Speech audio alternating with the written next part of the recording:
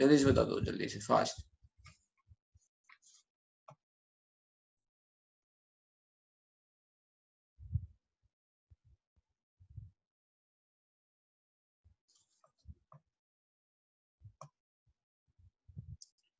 Okay, let me write. Okay, consequence. Wait. Just 2 minutes. So let's say start with question number 13. Everyone is saying 13. So let me write 13. This is question number 13. You don't know 13, and then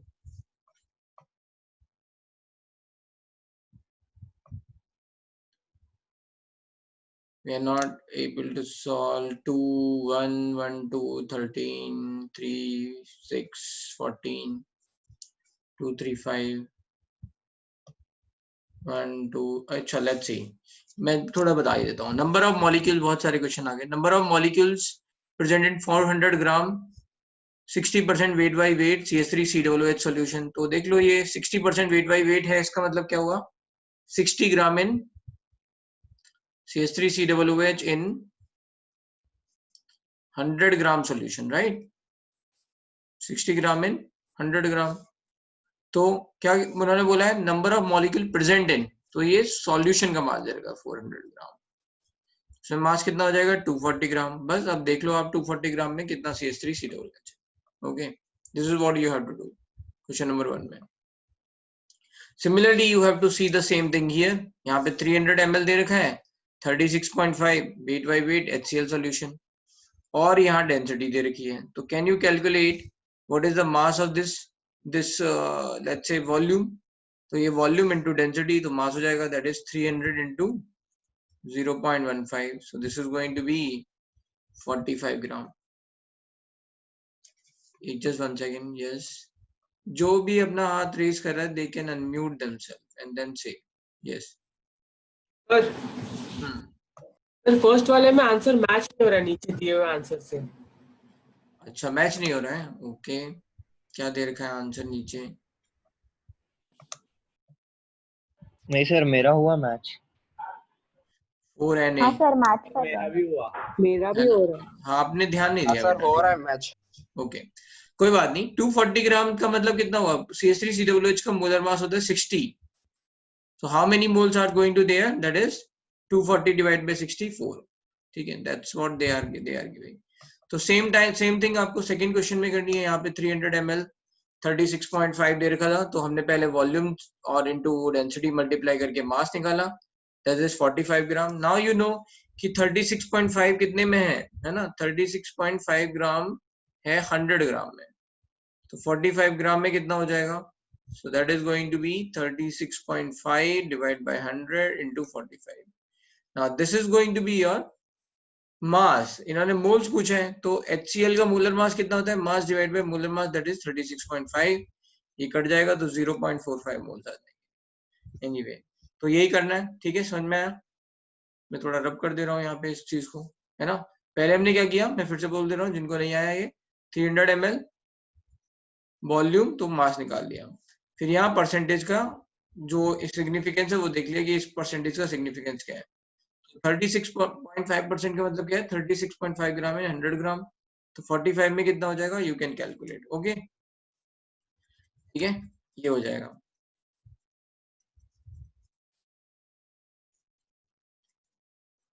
ये हो गया question number 2। Similarly question number 3, percentage weight by weight of 80% weight by volume anyways density दे रखी है।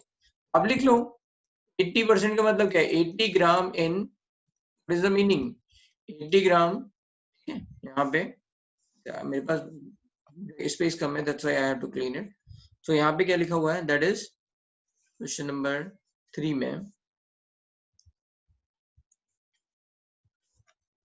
That is 80 gram in 100 ml। ये volume आपको दे रखा है, 80% वेट बाई वॉल्यूम, ठीक है, एंड 80% वेट बाई वॉल्यूम है, इसका मतलब क्या हुआ कि 80 ग्राम इन 100 ml, तो डेंसिटी दे रखी है 2, so you can write this is going to be 200 gram. 100 ml किस में कन्वर्ट हो जाएगा, that is multiplied by 2, gram पर ml दे रखा है डेंसिटी, बस।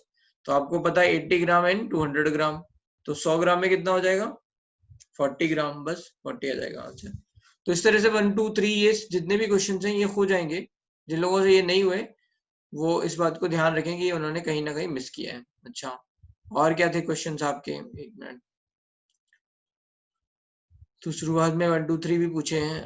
13 11 मैं देख पा रहा हूँ बहुत ज्यादा कॉमन है। 13 11 ओके।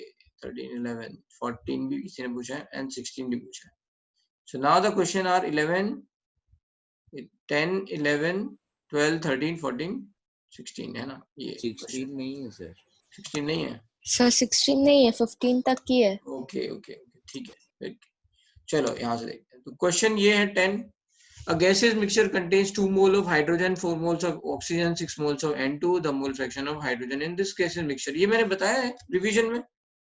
मैंने बोला है कि भाई टोटल मोल्स देख लो यहाँ पे 2 4 and 6. So 12 moles are there. And how many moles of hydrogen are there? 2 moles of hydrogen are there. So that's it. 2 divided by 12 by 6. Question number 11. A solution containing A and B, mole fraction of A is 0.2. If M mass of B is 100, then mass of B in the solution is, I think this M mass means molar mass होगा, ठीक है? I think, ठीक है? Anyway, they have given कि mole fraction A का दे रखा है तो mole fraction B का 0.8 हो गया, ठीक है? Right? तो that's it. यहाँ पे क्या होगा? मान लो this is mole fraction of A is 0.2, so mole fraction of B is 0.3. If total moles are sir B का 0.8 हाँ 0.8 सॉरी मैंने वो 0.8 ही लिखना है yes so if total moles is equals to 1 तो क्या लिख सकते हैं moles of B is going to be 0.8 बस moles of B is going to be 0.8 so you can say what is going to be mass so mass is going to be 0.8 into 100 but ये हमने पहले assume किया है कि 1 है तो यहाँ पे ये 80 ग्राम होगा लेकिन अगर 1 नहीं होते तो मास चेंज होते रहते तो अगर मान लो यहाँ x ग्राम हो x मोल्स होते हैं ठीक है तो क्या होता मास कितना हो जाता 0.8 है ना यहाँ पे मोल्स कितने होते हैं 0.8x मास होता है 0.8x into 100 so I think 80 का मल्टीपल होगा ये इन्होंने कुछ और तो दे नहीं रखा है क्वेश्चन में सो दिस शुड बी अगर हमें इन जनरल बोलना हो तो 80 या फिर 80 का मल्टीपल कोई भी अब देख लो आंसर क्या है इसमें इन्होंने 80 ग्राम ही दे रखा है ओके सो क्योंकि यहाँ पे हम मान सकते हैं 1 इसलिए 80 ग्राम होगा थोड़ा आंसर ये जो है ना right that is based on हमने मान लिया अगर x मोल्स मानते तो फिर क्या होता हाँ आप बेटा अपने आप को अनम्यूट करके you can say okay sir लेकिन इस क्वेश्चन में मोल fraction of is 0.2 out of 1 ना हाँ सो 1 मोल ही हो गया ना टोटल सॉल्यूशन का नहीं मोल फ्रैक्शन का मतलब है आउट ऑफ फ्रैक्शन का मतलब है हमेशा आउट ऑफ 1 लेकिन अगर मैंने बोला टोटल मोल 10 है तो एक के मोल कितने होंगे एक के मोल फिर 20 हो जाएंगे 20 नहीं हो जाएंगे 2 हो जाएंगे 2 हो जाएंगे सॉरी 2 हो जाएंगे सो तो ये मैं ही बोल रहा हूँ कि देखो मोल्स अगर चेंज होंगे तो चेंज हो जाएगा तो यहाँ पे इन दिस क्वेश्चन है ना आपको या तो 80 ग्राम आएगा या 80 का मल्टीपल आएगा चलो question number 13 calculate approximate mole fraction of H2O2 in its 4 molar aqueous solution if density of solution is ठीक है तो इन्होंने पहले दे रखा है यहाँ पे molarity is given ठीक है what is given molarity is given that is 4 moles ठीक है अब ये अगर हम इस सिंपल डेफिनेशन देखें मोलारिटी की तो इसका मतलब क्या होता है 4 मोलर का मतलब क्या है 4 मोल्स इन 1 लीटर ठीक है अब आपको ये एक्वस सॉल्यूशन है इसका मतलब क्या है सॉल्वेंट वाटर है ठीक है यहाँ लिखा हुआ है 1 लीटर तो आप 1 लीटर को वॉल्यूम को can you convert into mass so mass में हम कन्वर्ट कर सकते हैं that is going to be mass is going to be 1.136 into 1000 ml तो this is going to be 1136 gram ठीक है तो अब हमें पता चल गया 4 moles in these many grams ठीक है Now another thing is, can we calculate what is the mass of water? So mass of solvent is going to be, क्यों हमें मोल फ्रैक्शन चाहिए, तो हमें पहले मास चाहिए फिर मोल्स ऑफ वाटर चाहिए. So 1136. What is H2O2 molar mass? H2O2 molar mass 34. So that is 34 into 4. So this is going to be 136. ठीक है. So mass of water will come 1000 gram. Sir बस हो गया. 34 into 4 क्यों किया? 4 moles है ना. अच्छा Mass of water is going to be 1000 gram. बस मास ऑफ वाटर पता है, मोल तो आप मोल्स निकाल सकते हो. तो मोल्स ऑफ वाटर कितने हो जाएंगे? Moles of water is going to be 1000 divide by 18. So this is 55.55. आप लोग कॉपी करते रहो ये, ठीक है. आंसर बस हो गया आपका. तो मोल फ्रैक्शन ऑफ किसका पूछा है इन्होंने? मोल फ्रैक्शन ऑफ H2O2. तो मोल fraction of H2O2 is 4 moles. H2O2 के 4 प्लस 55.55. तो अगर इसको अप्रोक्सीमेटली 60 ले लेते हैं तो ये हो जाएगा 4 डिवाइड बाई, मतलब 56 ले लेते हैं, 56 प्लस 4 60, 0.15. ठीक है. Any other question in DPP 5? Sir आपने हाँ. 1.136 को 1000 से क्यों मल्टीप्लाई किया? मतलब ये क्वेश्चन में हमने क्या क्या दे रखा है? हमें मोलैरिटी दे रखी है. तो मोलैरिटी की डेफिनेशन बताओ जरा मुझे. इन 1 लीटर. तो सर अच्छा लीटर में कन्वर्ट किया हो. लीटर में ऑलरेडी वॉल्यूम 1 लीटर ले रखा है, तो हमें क्या मिल जाएगा? ml नहीं तो ग्राम्स. हाँ सर हाँ. सर ये आंसर तो इधर 1/15 आएगा या फिर 0.066 आएगा ना? 1/15. यस, सॉरी मैंने गलत लिखा है. यस यस यस, मैंने गलत कर दिया. यस 1/15 आएगा. सॉरी. सर बेसिकली सिर्फ आपने वो स्टेप में क्या क्या वो नहीं समझा, बाकी सब समझ गया. ठीक है, कोई बात नहीं. तो आप समझ में आ गया.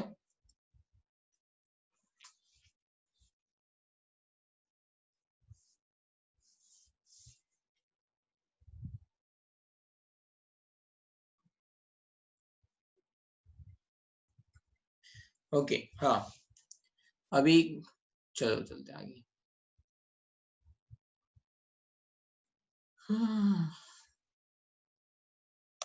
Question number 12 and 15. यस, क्या है 12 और 15 में? देखते हैं.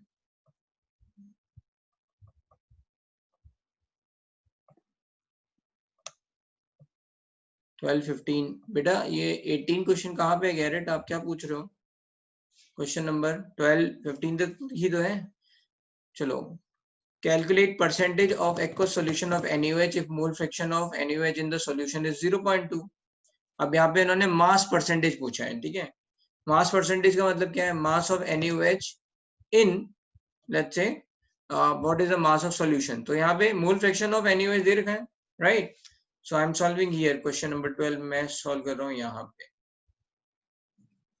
सो mole fraction of NaOH is 0.2. So mole fraction of water is 0.8. Can we calculate mass? तो बस yes, mass of NaOH is going to be 0.2 into 40. Mass of water is going to be 0.8 into 18. So this is going to be mass of solution. So that is 8, and 18 into 8 is, this is going to be 144, right? So this is 14.4. ठीक है, मैंने सही किया है. 0.2 into 48. yes. तो इससे आया solution का मास 22.4. तो आपको पता है 8 ग्राम NaOH इन 22.4 ग्राम, है ना, सॉल्यूशन. तो 100 ग्राम में कितना होगा? You can right 8/22.4 into 100. बस आंसर. ठीक है, ये आ जाएगा. तो सॉल्व कर लेना. समझ में आया? ठीक है. क्वेश्चन नंबर 15 क्या है? पर calculate mass percentage of solution of A and B if mole fraction of A is 0. Same question है. ठीक है. बस यहाँ पे आपको मास दे रखा है, मोलर मास 100, B का भी 100. तो आप यहाँ 100 पुट करोगे और आंसर आएगा.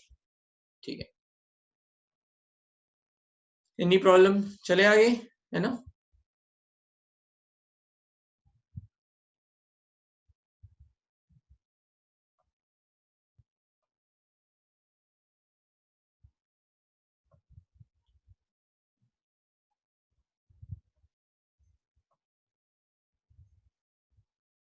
Hello sir. हाँ सर इसमें गिवन में दिया है ना, that is molar mass of A and molar mass of B, right? हाँ, तो आप मास निकाल लोगे ना, जैसे मोल फ्रैक्शन निकालोगे तो मोल्स निकाल लोगे, मोल से मास निकाल लोगे, yes sir. Number of moles into molar mass. Yes, yes ठीक सर। ठीक है। चलो अब चलते हैं नेक्स्ट है डीपीवी नंबर 6। चलो भाई, डीपीवी नंबर 6 के डाउट बताओ। पहले रुक जाओ, पहले फर्स्ट 5 क्वेश्चन के ही डाउट बोलो, क्योंकि बहुत सारे लोग बोलते हैं, ठीक है, तो फिर वो आइडिया नहीं लगता है। Yes, question number 1 to 5। 1 to 5 में कौन कौन से हैं? 1, 4, 5, 3 क्वेश्चन तो पूछ ले, आगे के मत बताओ आदित्य, डोंट आस्क, है ना। 1, 2, 4, 5, 1, 2, 4, 5 हो गए, बस 3 क्वेश्चन किसी ने नहीं पूछा है, कोई भी पूछ लो 3, एनीवन?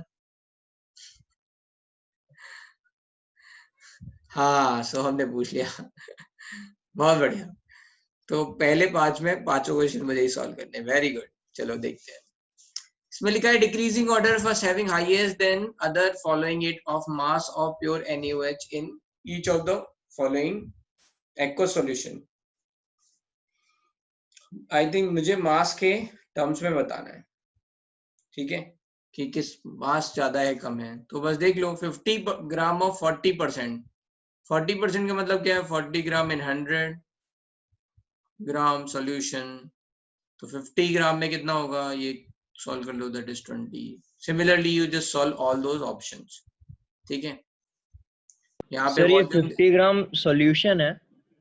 हाँ 50 ग्राम ऑफ NaOH सॉल्यूशन है ना। ये मैं कह रहा हूँ कि ये मान लो ये लिखा होता एक मोलैरिटी या कुछ भी कंसंट्रेशन टर्म दिया रखा है, तो ये 50 ग्राम किसको बता रहा है? इसी सॉल्यूशन को तो बता रहा है। अच्छा, हाँ, remaining question you can solve, ठीक है। फिर इसके चलो next question number 2। if the ratio of mole fraction of solute to solvent is unity, ठीक है, mole fraction of solute to solvent is unity मतलब 1, ठीक है, मोल फ्रैक्शन का। तो इसका मतलब है mole fraction of solute is going to be 0.5 and solvent is going to be 0.5। Solute is going to be 0.5 and solvent is also going to be 0.5. What would be percentage by mass, percentage by weight, concentration of solute? M of solute is molecular mass of solute, M solvent is molecular mass of solvent। तो ठीक है, इन्होंने बोला है, बताओ भाई क्या बताना है? What is the percentage by weight, मतलब परसेंटेज W by W बताना है।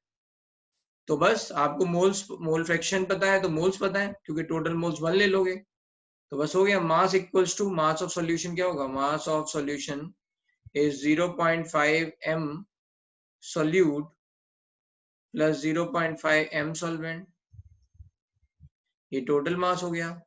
परसेंटेज वेट बाय वेट क्या होगा? Mass due to solution, solute कितना है? This, so this is percentage weight by weight is going to be, percentage weight by weight is going to be mass of solute is 0.5 M solute divide by 0.5 M solute plus M solute plus 0.5 M solute into 100। बस ये 0.5 cut जाएगा तो first हो गया, ठीक है, कोई दिक्कत? क्वेश्चन नंबर 2 में 3, arrange increasing order of molarity of solute in the following solution concentrating water-based solvent, ठीक है। क्या लिखना है? मोलैरिटी निकालनी है, ठीक है, इंक्रीजिंग ऑर्डर ऑफ मोलैरिटी। मास दे रखा है, कर लेना, ठीक है, इसको परसेंटेज दे रखा है, कर लेना, ये सब हो जाएगा, ठीक है। चलो आगे, इसमें किसी में ऑप्शन में दिक्कत है तो बताओ। सर एक डाउट है, हाँ, इसमें जो डेंसिटी दिया है that is for third option, that is for third वाला 5 ये मोलर, इसके लिए कि सारे ऑप्शंस के लिए? केवल इसी के लिए है ना। Okay sir. Hmm, okay sir. ठीक है, चलो ये हो गया। क्वेश्चन नंबर comprehension दे रखा है, drinking is injurious of health but for revenue purpose government has fixed some permissible value for alcohol, permissible value for alcohol content in blood is 1% by mass, ठीक है। On analysis of blood sample of driver of being drunk over the permissible value, it is obtained that 60 gram sample reacted with 30 ml of 8 molar K2O, K2Cr2O7 acidic medium। Reaction दे रखी है, assume K2SO4 reacts only with alcohol present in blood।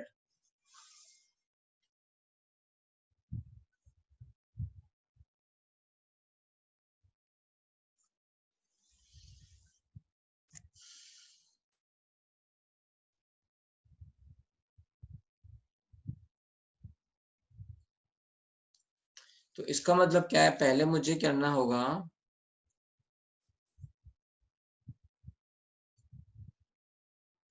60 gram sample, मतलब ये blood sample है, ठीक है। एक minute फिर से देखते हैं। बट फॉर रेवेन्यू पर्पस, ठीक है, permissible value of alcohol content is 1% by mass, ठीक है। तो एल्कोहल मैक्सिमम कितना हो सकता है, अगर सैंपल का मास मैंने 60 ग्राम लिया है तो 60 ग्राम का 1% हो सकता है एल्कोहल, ठीक है। अब मुझे क्या करना है, यहाँ पे मुझे देखना है कि it was obtained that 60 gram sample reacted with, ये ऑलरेडी दे रखा है इन्होंने, ठीक है, 30 ml of 8 molar K2Cr2O7. तो this is nothing but you can calculate from here moles. moles का रेशियो आपको पता है ना, स्टोकियोमेट्रिक कोएफिशिएंट 2:1 है, ठीक है। आई थिंक ये K2SO4 की जगह K2Cr2O7 होगा, ये वाली line, but we will see, है ना। इस वाली लाइन का अभी कोई सिग्निफिकेंस नहीं है, ठीक है। ये K2SO4 नहीं है, K2Cr2O7 है, ठीक है, क्योंकि K2Cr2O7 रिएक्ट कर रहा है, ठीक है। तो कुल मिला के क्या है, मैं बस यहाँ पे क्या कह रहा हूँ कि एक सैंपल है 60 ml का, उसमें आपको नहीं पता कितना एल्कोहल है, ठीक है। बट आपको ये पता है कि K2Cr2O7 कितना रिएक्ट किया, है ना। K2Cr2O7 has reacted 8 molar of 30 ml. So can you write how many moles are there? So 8 into molarity into volume. बेटा पूछो डाउट क्या है। सर वो 30 ml, हेलो सर, सर वो 30 ml नहीं है ना, 30 ग्राम है ना, 30 ml ही है ना, है, 60 ग्राम है ना अल्कोहल। हाँ 60 ग्राम नहीं, अल्कोहल नहीं, ब्लड सैंपल है ये 60 ग्राम, हाँ वो सर, हाँ ठीक है, blood sample, thank you sir. ठीक है। So this is 8 molar, this is 30 ml, so this is m into v, so moles are going to be how many moles, m into v, so that is 8 into 30 divided by 1000, क्योंकि ये moles निकाल रहा हूं मैं, so this is going to be 0.24, ठीक है। अब आपको पता है कि 2 मोल से 1 मोल रिएक्ट करता है, तो how many moles are going to be here for C2H5OH, so this is going to be 0.12, ये 0.24 है, तो यहाँ पे मोल्स कितने हो जाएंगे, 0.12, है ना, हाफ, करेक्ट, कोई दिक्कत। अब जैसे ही 0.12 मिले तो मैं इसका मास निकाल सकता हूँ, so what is the mass of 0.12 into 46, this is the mass, क्योंकि C2H5OH कितना होता है 46 मोलर मास, तो ये वैल्यू कितनी आएगी, ये वैल्यू आ जाएगी आपकी, जो भी आएगी रहने दो अभी। अब हमें इसका परसेंटेज देखना है, तो क्या हो जाएगा, percentage of alcohol in blood is going to be mass of alcohol that is 46 into 0.12 divide by mass of solution that is 60 into 100।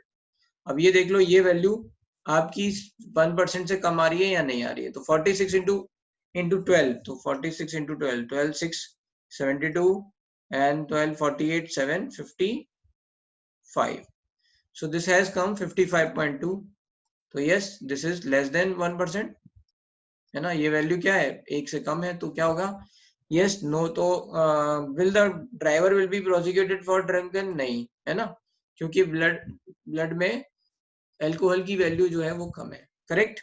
Any doubt sir alcohol value तो ज्यादा है ना आंसर में, हाँ, क्या तो आंसर ही में will yes? Be prosecuted for being drunken ना, क्यों 1% से कम आ रही है ना, सर ज्यादा आ रहा है, 9.2 आ रहा है सर, बट पैराग्राफ में लिखा है कि परमिसिबल वैल्यू से ज्यादा आया वैल्यू।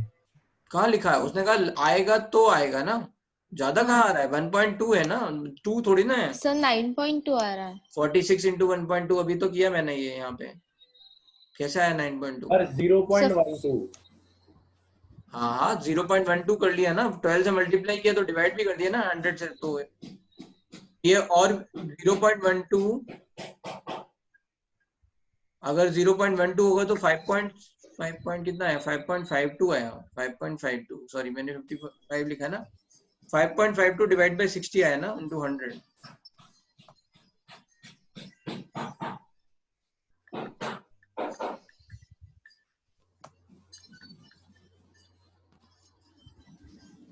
सर तो 9.2 ही तो आ रहा है, कैसे 9.2 है बताओ, सर 5.52 डिवाइडेड बाय 60 किया तो 0.092 आ रहा है, फिर इंटू 100 किया तो 9.2 आ रहा है।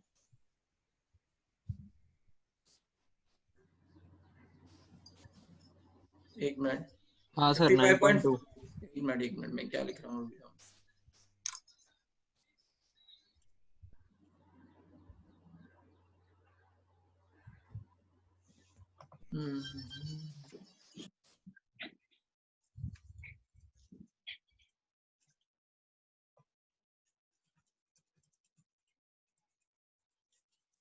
मैंने कहाँ गलती की है? यस, ये हो गया। ठीक है, इसको सॉल्व किया हमने। दिस हैज कम 5.552, तो 0.12 था, तो ये गलती यहाँ हो गई। This should be 5.52 into 100 divided by 60. So that is going to be 552 divided by 60. अच्छा हाँ, yes. So this is going to be 9.2%. Yes. ठीक है, सही है, सही है। So क्या होगा? Will the driver will be prosecuted for drinking? Yes.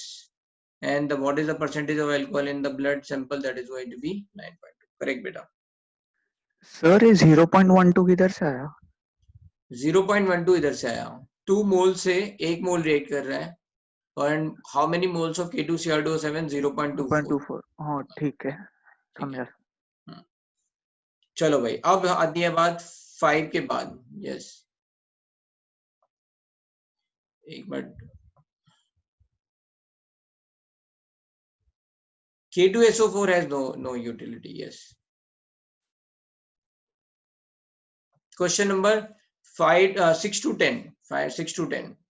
I think मुझे ही बताने हैं। I have full faith. 6, 8, 6, 8, 7 आ गया भाई। 7, 9, बस 10 नहीं आया। 10 आ गया। 10 चलो, right. So let's say yes, assertion and reasoning दे रखा है। The question below to consist of assertion and reasoning, mark appropriate option using given direction. Just one second.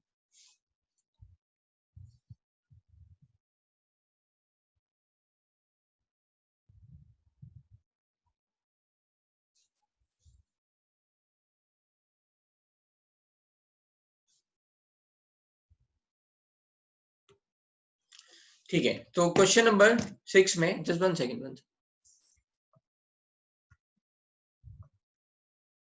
अभी 10 तक ही है बेटा, 10 के बाद फिर लेंगे। ठीक है, सो दिस इज पहले लिखा हुआ assertion है molarity and molality for a very dilute solution is approximately same. ठीक है, हाँ ये बात सही है। और रीजन क्या दे रखा है?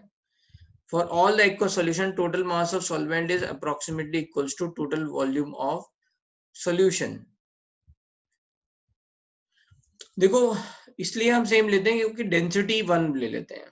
ठीक है, तो टोटल मास ऑफ सॉल्वेंट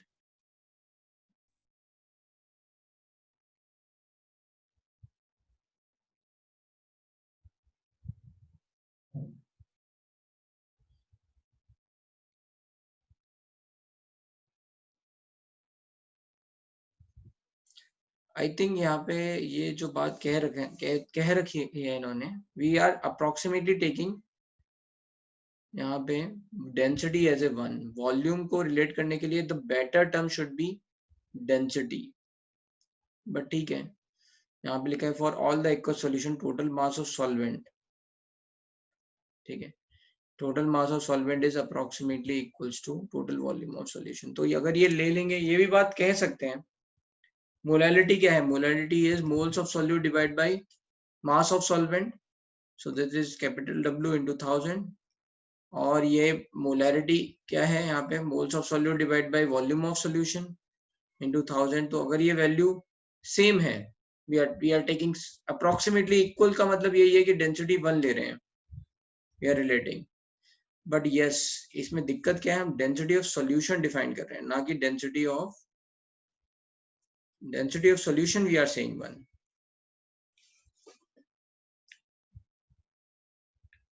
तो ये एग्जैक्ट रीजन तो नहीं है, एग्जैक्ट रीजन नहीं है। एक्चुअली क्या है कि हम वी आर डिसाइडिंग कि जो डेंसिटी ऑफ सॉल्यूशन है वो अप्रोक्सीमेटली 1 है, एंड दैट्स वाई जो भी मास ऑफ सॉल्वेंट होगा उसका उल्टा है, that mass of solvent is going to be approximately, या फिर हम बोलेंगे जो mass of volume of solution है वो मास ऑफ सॉल्वेंट के बराबर हो जाएगा अप्रोक्सीमेटली। ठीक है, मैं क्या समझाना चाह रहा हूँ वो समझते हैं। ठीक है, देखो what I am saying is कि ये जो सॉल्यूशन है, हमने क्या बोला था कि जो वॉल्यूम ऑफ सोल्यूट है ना वो नेग्लिजिबल है, that is much more than volume of solvent, and that's why we are saying कि volume of solvent is approximately equals to volume of solution. This is the idea which I have told you, है ना। And volume of solvent अगर volume of solution के बराबर है तो फिर क्या होगा, और अगर हमने डेंसिटी 1 ले रखी है, if I have taken density is equals to 1, density of solution is 1, तो क्या होगा यहाँ पे जो मास होगा वो क्या आ जाएगा, राइट, मास ऑफ वाटर के बराबर ही आ जाएगा। क्यों? क्योंकि वाटर की डेंसिटी तो 1 होती है, तो इसलिए यहाँ पे मास बराबर आ गया, ये वॉल्यूम और ये सब सेम हो गया। लेकिन यहाँ पे दिस इज द अप्रोक्सीमेशन, तो either we should have said कि वॉल्यूम ऑफ सॉल्यूट नेग्लिजिबल है, राइट। यहाँ पे डायरेक्टली सॉल्वेंट और सॉल्यूशन को रिलेट नहीं कर सकते, या तो हम ये बोलते हैं कि वॉल्यूम ऑफ सोल्यूट नेग्लिजिबल है। सो हेंस क्या होगा, volume of solution is going to be volume of solute, volume of solvent, and that's how we can relate. तो इसमें ये थोड़ा प्रॉपर नहीं है, पूरी तरह से इनकम्प्लीट आंसर दे रखा है ये, ठीक है, या okay, this reason is half correct.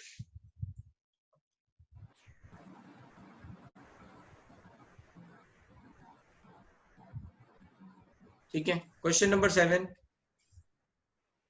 Question number 7 में दे रखा है, if 20 ml of pure acetic acid, density दे रखी है, okay, is mix with 50 gram of water, density 1 at a certain temperature. तो ये क्या हो गया, हमारा वॉल्यूम बाय वॉल्यूम वाला पार्ट आ गया है, आई थिंक। एनीवे, इन्होंने कैलकुलेट मोलैलिटी पूछी है यहाँ पे in the final solution, right. So okay, what is going to happen over here, 20 ml, तो इससे मास निकाल लेंगे, 20 into 0.75, so 15 gram, 50 gram acetic acid, 15 gram acetic acid means how many moles, 1/4 moles। ठीक है, मोलर मास 60 होता है, तो I have written directly 15/60। 50 gram water से किया है, and at a certain temperature, molality, right. 50 gram water है तो वॉल्यूम, एनीवे मोलैलिटी निकालनी, तो that's it, molality is 1/4 divide by 50 into 100 into 1000, sorry। So this is 20 into 1/4, so 5। Question 5 8 हो गया।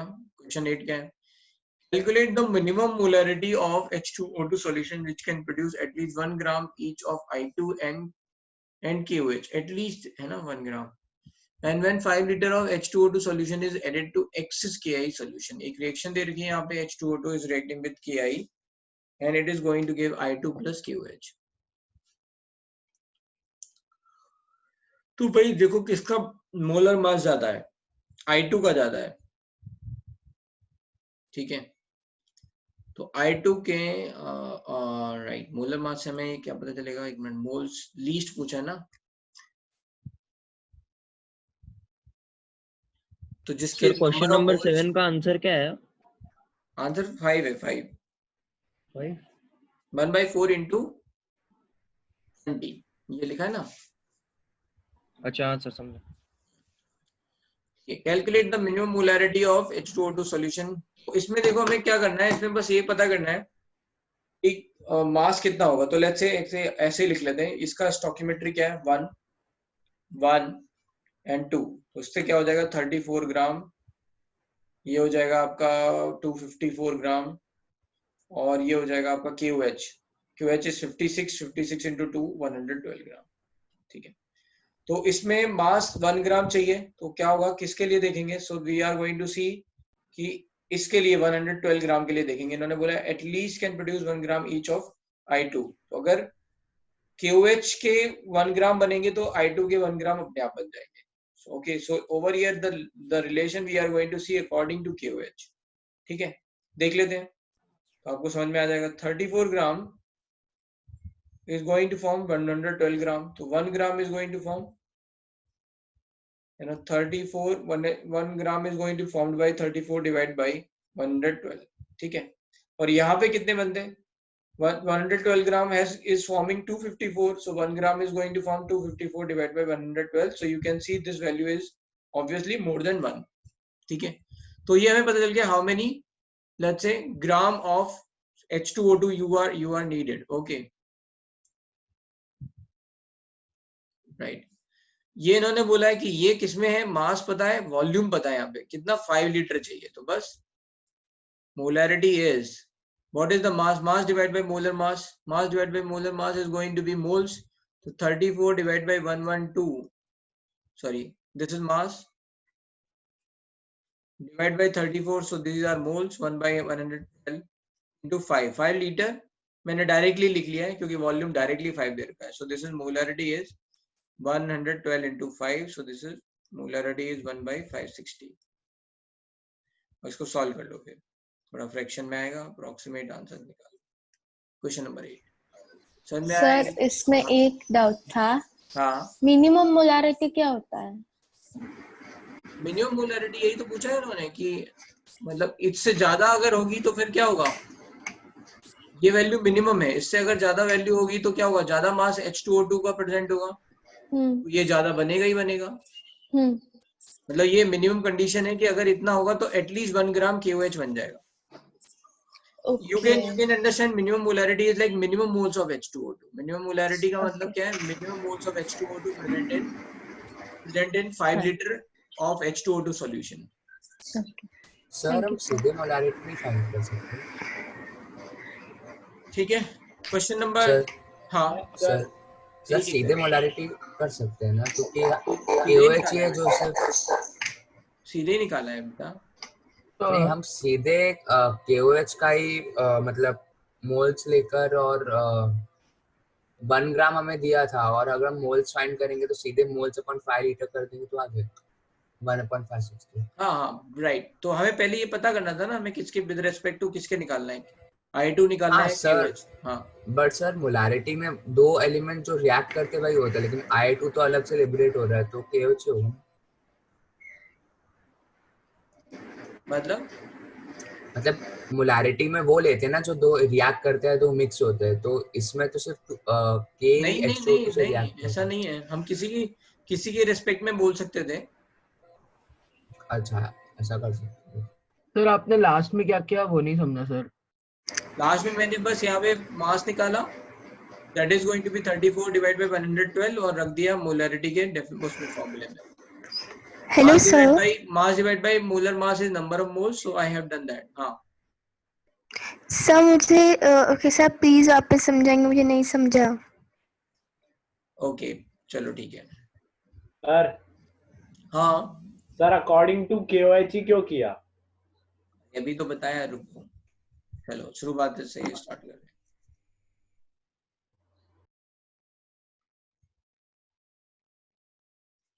तो क्वेश्चन में क्या दे रखा है? क्वेश्चन में ये दे रखा है कि हमें बताओ कितने मिनिमम मोलैरिटी का मतलब है कितने मिनिमम मोल्स ऑफ H2O2 लेने हैं so that 1 gram of both will form, है ना. एक का 1 ग्राम बनेगा तो काम नहीं चलेगा.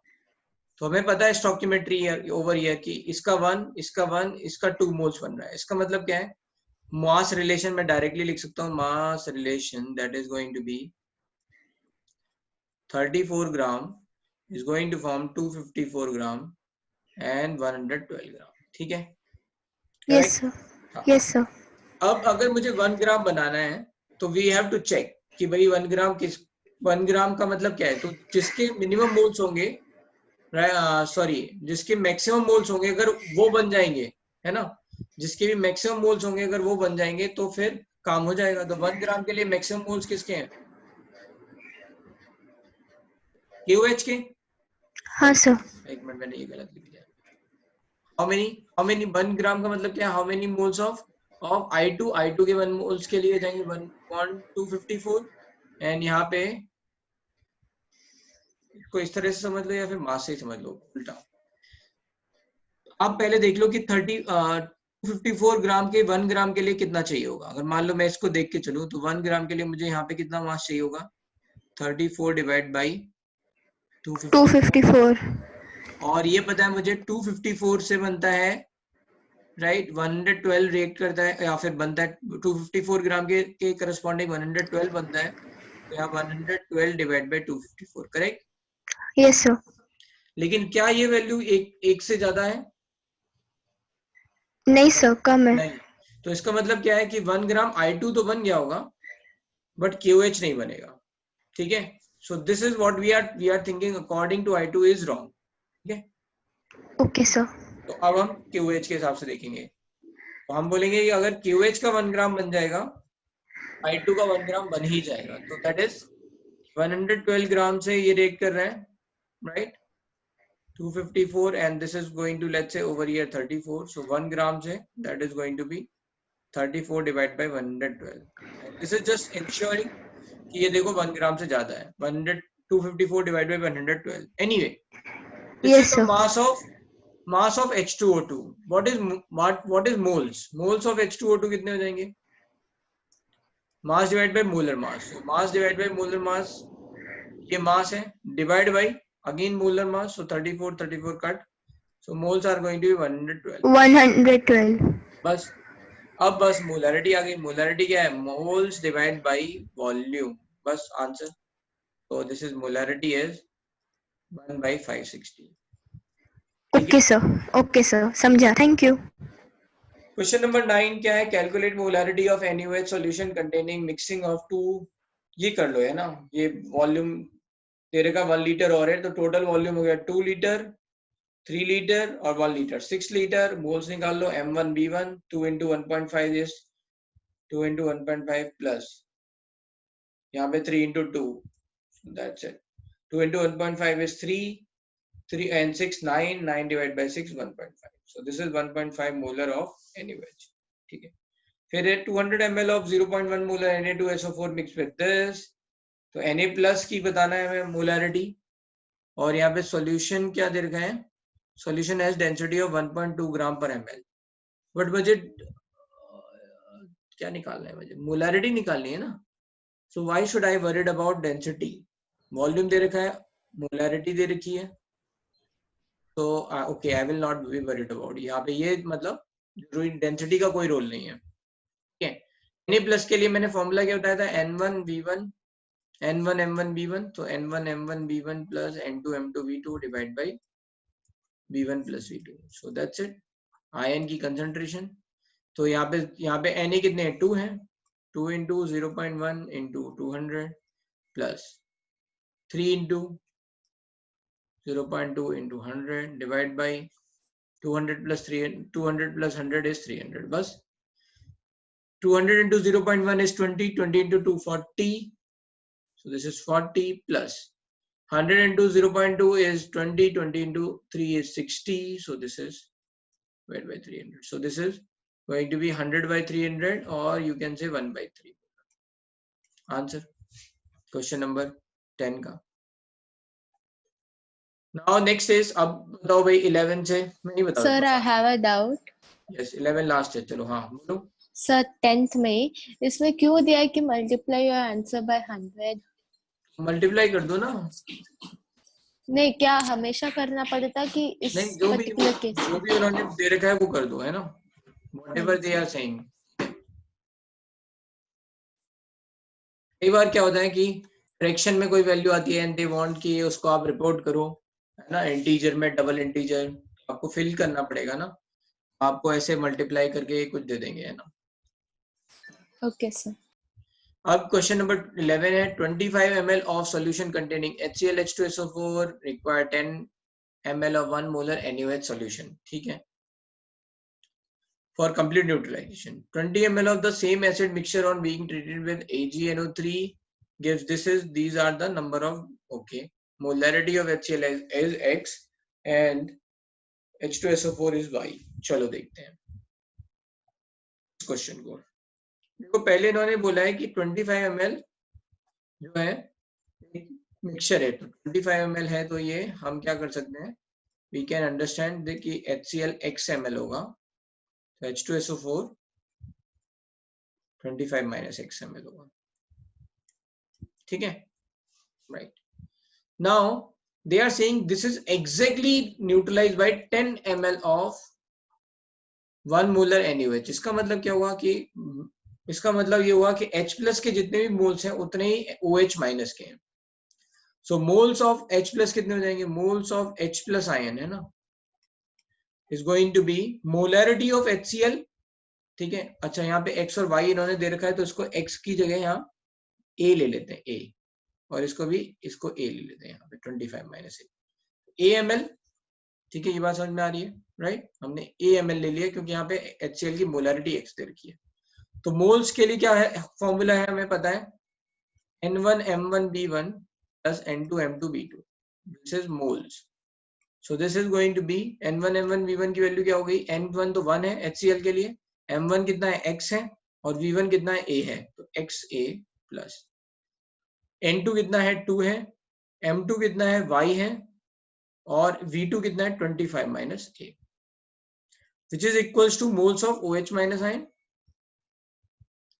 and that is nothing but, अगर हम देखेंगे 10 into 1, so this is 10. Yes Nishant, you can ask. Yes. Sorry sir, गलती से हो गया. कोई बात नहीं, ठीक है.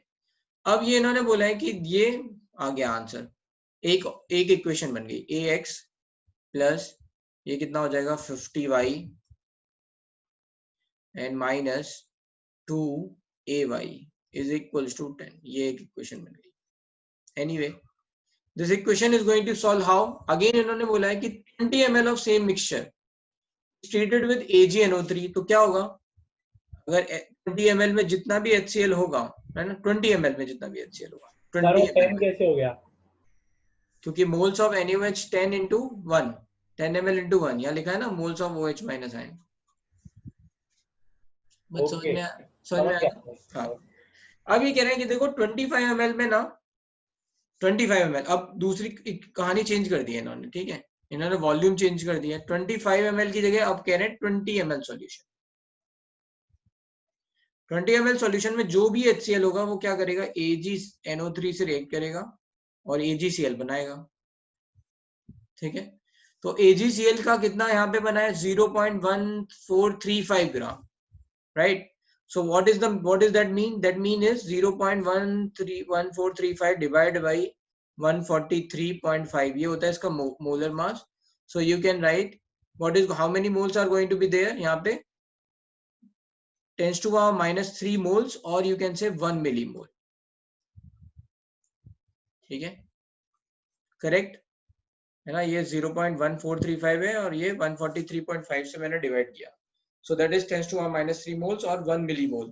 अच्छा, यहाँ वॉल्यूम ml में है, तो ये जो इंफॉर्मेशन है ये अकॉर्डिंग टू मिलीमोल है, ठीक है, मिलीमोल. वॉल्यूम इनटू मोलैरिटी, तो दैट इज मोल्स, बट अगर वॉल्यूम ml में हो तो मिलीमोल्स. तो इसके 1 मिलीमोल को बनाने के लिए कितना लगेगा? HCl का 1 मिलीमोल. HCl का मिलीमोल कितना होगा? 1. अब मुझे ये बात पता चल गई कि 20 ml में तो है 1 मिलीमोल, तो 25 में कितना होगा? Can I right? ठीक है, मेरे को ये बात पता चल जाएगी, राइट, कि भाई 20 ml में तो HCl का 1 मिलीमोल है, ठीक है. इसके 1 मिलीमोल से इसका 1 मिलीमोल रिएक्ट करके इसका 1 मिलीमोल बनाता है. तो आई कैन से 20 ml में है 1 मिलीमोल, तो 1 मिलीमोल ऑफ HCl, तो 25 ml में कितना होगा? That is 1 by 20 into 25. So this is 5 by 4 millimole.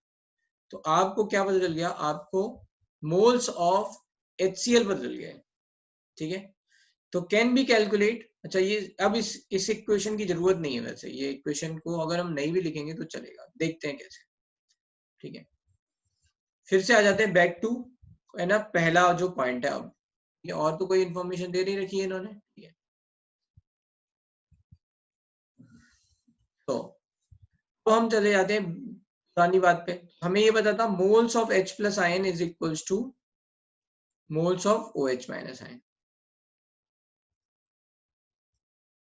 Moles of H plus ion कितने होंगे यहाँ पे, इससे आने वाले moles of H plus ion कितने हैं 5/4 अगर HCl है मिली मोल्स है ना, यहाँ पे मिली मोल्स, तो moles of H plus ion also is going to be 5/4 क्योंकि N1 की वैल्यू 1 है। अगेन मोल्स ऑफ HCl कितने 5/4 और H प्लस आयन के मोल्स भी कितने होंगे HCl से जो आ रहे हैं वो 5/4। क्यों? क्योंकि H प्लस क्या है इसमें 1 ही है। ये बात समझ में आ रही है? यस, किसी को कोई दिक्कत? चलो तो यहाँ पे हो गया 5/4 no doubt. प्लस यहाँ पे moles of H plus ion from H2SO4 ये आ गया और ये वैल्यू दे रखी 10 मतलब मिली moles. So that's it. We can write millimoles of H2SO4 ion, millimoles of H plus ion from H2SO4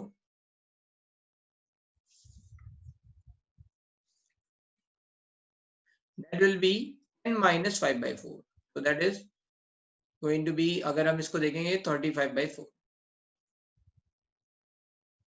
ठीक है, अब आपको ये बात पता है, ये बात थोड़ी सी कि एक मोल H2SO4 में 2 मोल H प्लस आयन होते हैं। तो अगर यहाँ 35/4 है तो कितने मोल्स H2SO4 के हो जाएंगे 35 है ना 35/4 डिवाइड बाई 2 है ना। एक में 2 होते हैं तो एक में ये कितना हो जाएगा 1/2 हो जाएगा, तो 35/4 में कितना हो जाएगा 35/8। ये बात समझ में आ रही है ना। इसका यहाँ जरूरत नहीं है, जो हमने ये किया है ना ऊपर मिक्सचर एनालिसिस, ये की जरूरत नहीं है। एक मिनट को मैं रब कर देता हूँ, इसकी मुझे जरूरत नहीं है। क्यों? क्योंकि मुझे मोल्स डायरेक्टली मिल गए इधर से।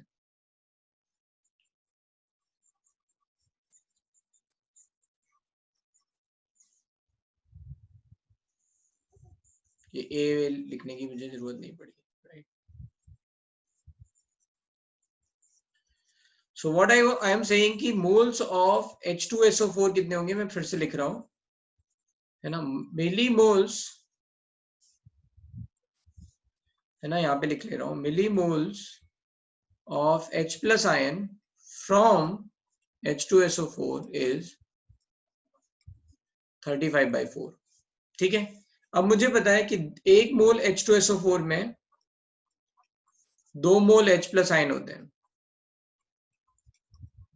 तो मैं ये लिख सकता हूं कि भाई यहाँ पे 1 मोल H प्लस आयन कितने में होगा 1/2 में, तो 35/4 कितने में होगा 35/4 into 1/2 में, so this is 35/8. Now you know moles of H2SO4, you know moles of HCl, you know the volume. Can you calculate molarity? Yes, we can calculate molarity. तो molarity क्या हो जाएगा, moles of HCl divide by volume 25 into 100, sorry into 1000 करें।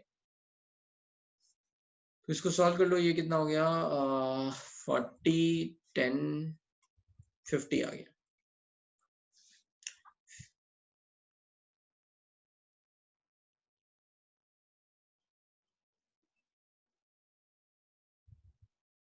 सही किया है ना मैंने? हाँ ठीक है।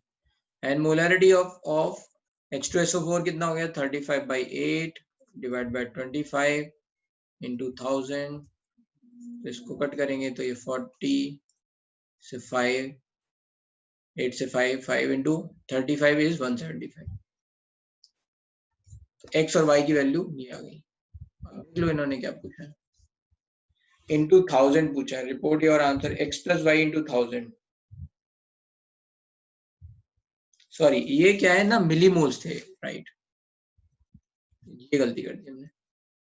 ये क्या है ना, मिलीमोल्स हैं सारे के सारे, राइट। एक मिनट में बता रहा हूं मैंने क्या गलती की।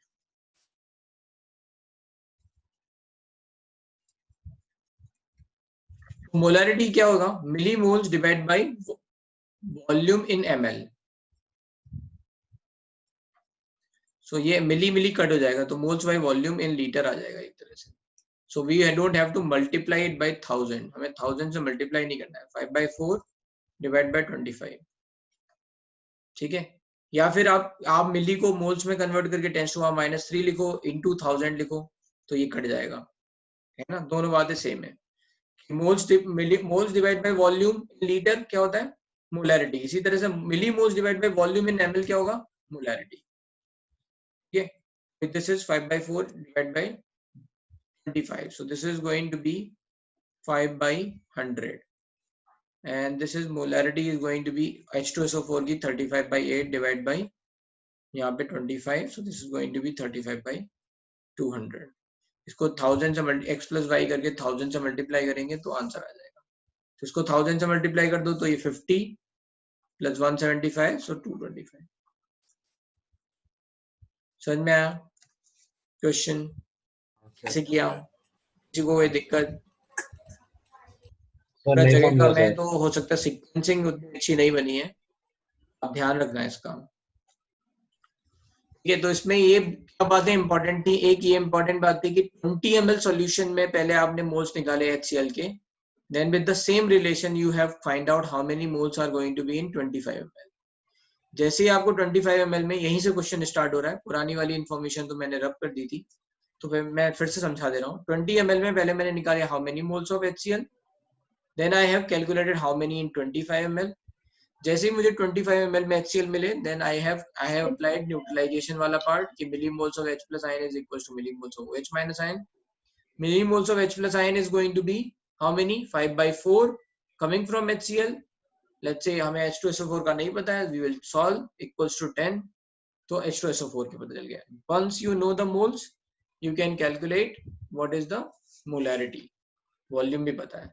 तो ये तो हो गई DPP 5 and 6। Any other doubt तो पूछ लो मुझसे, लेट्स मूव ऑन। तो ये तो हो गया हमारा, है ना, DPP सेक्शन। इसमें आपने कोई भी डाउट, कोई भी कुछ भी आप नोट डाउन कर रहे हो, अच्छा नोट डाउन करते रहना है, ठीक है? ये इसमें पता नहीं चलेगा कैसे सॉल्व किया मैंने, राइट? सो कोई बात नहीं समझ में आ रही है, then you can ask again, नहीं तो चलते हैं आगे।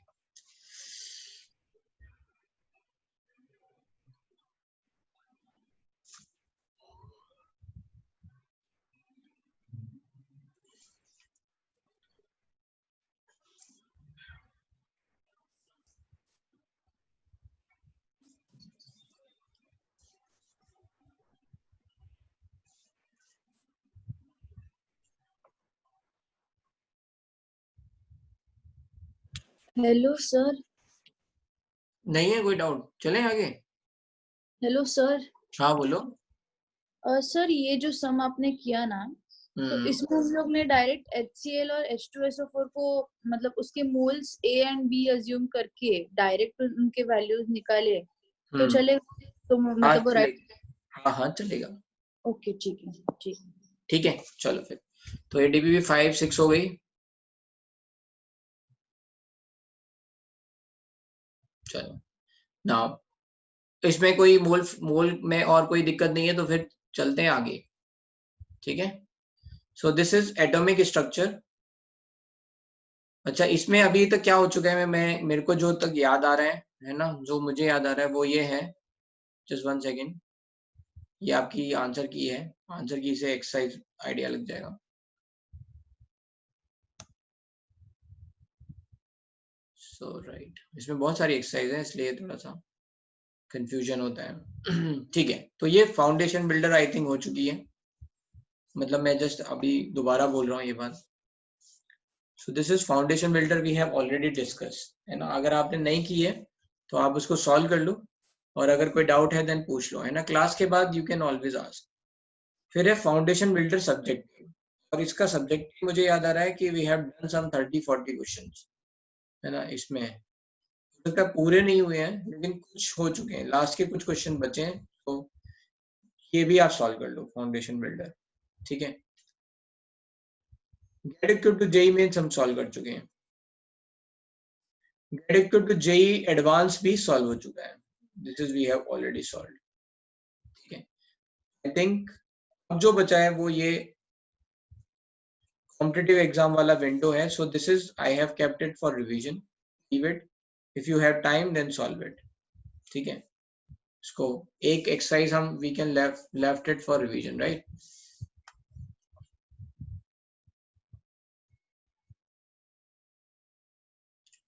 तो ये उसको छोड़ दो, अगर ये क्वेश्चन टाइम मिले तो कर लेना।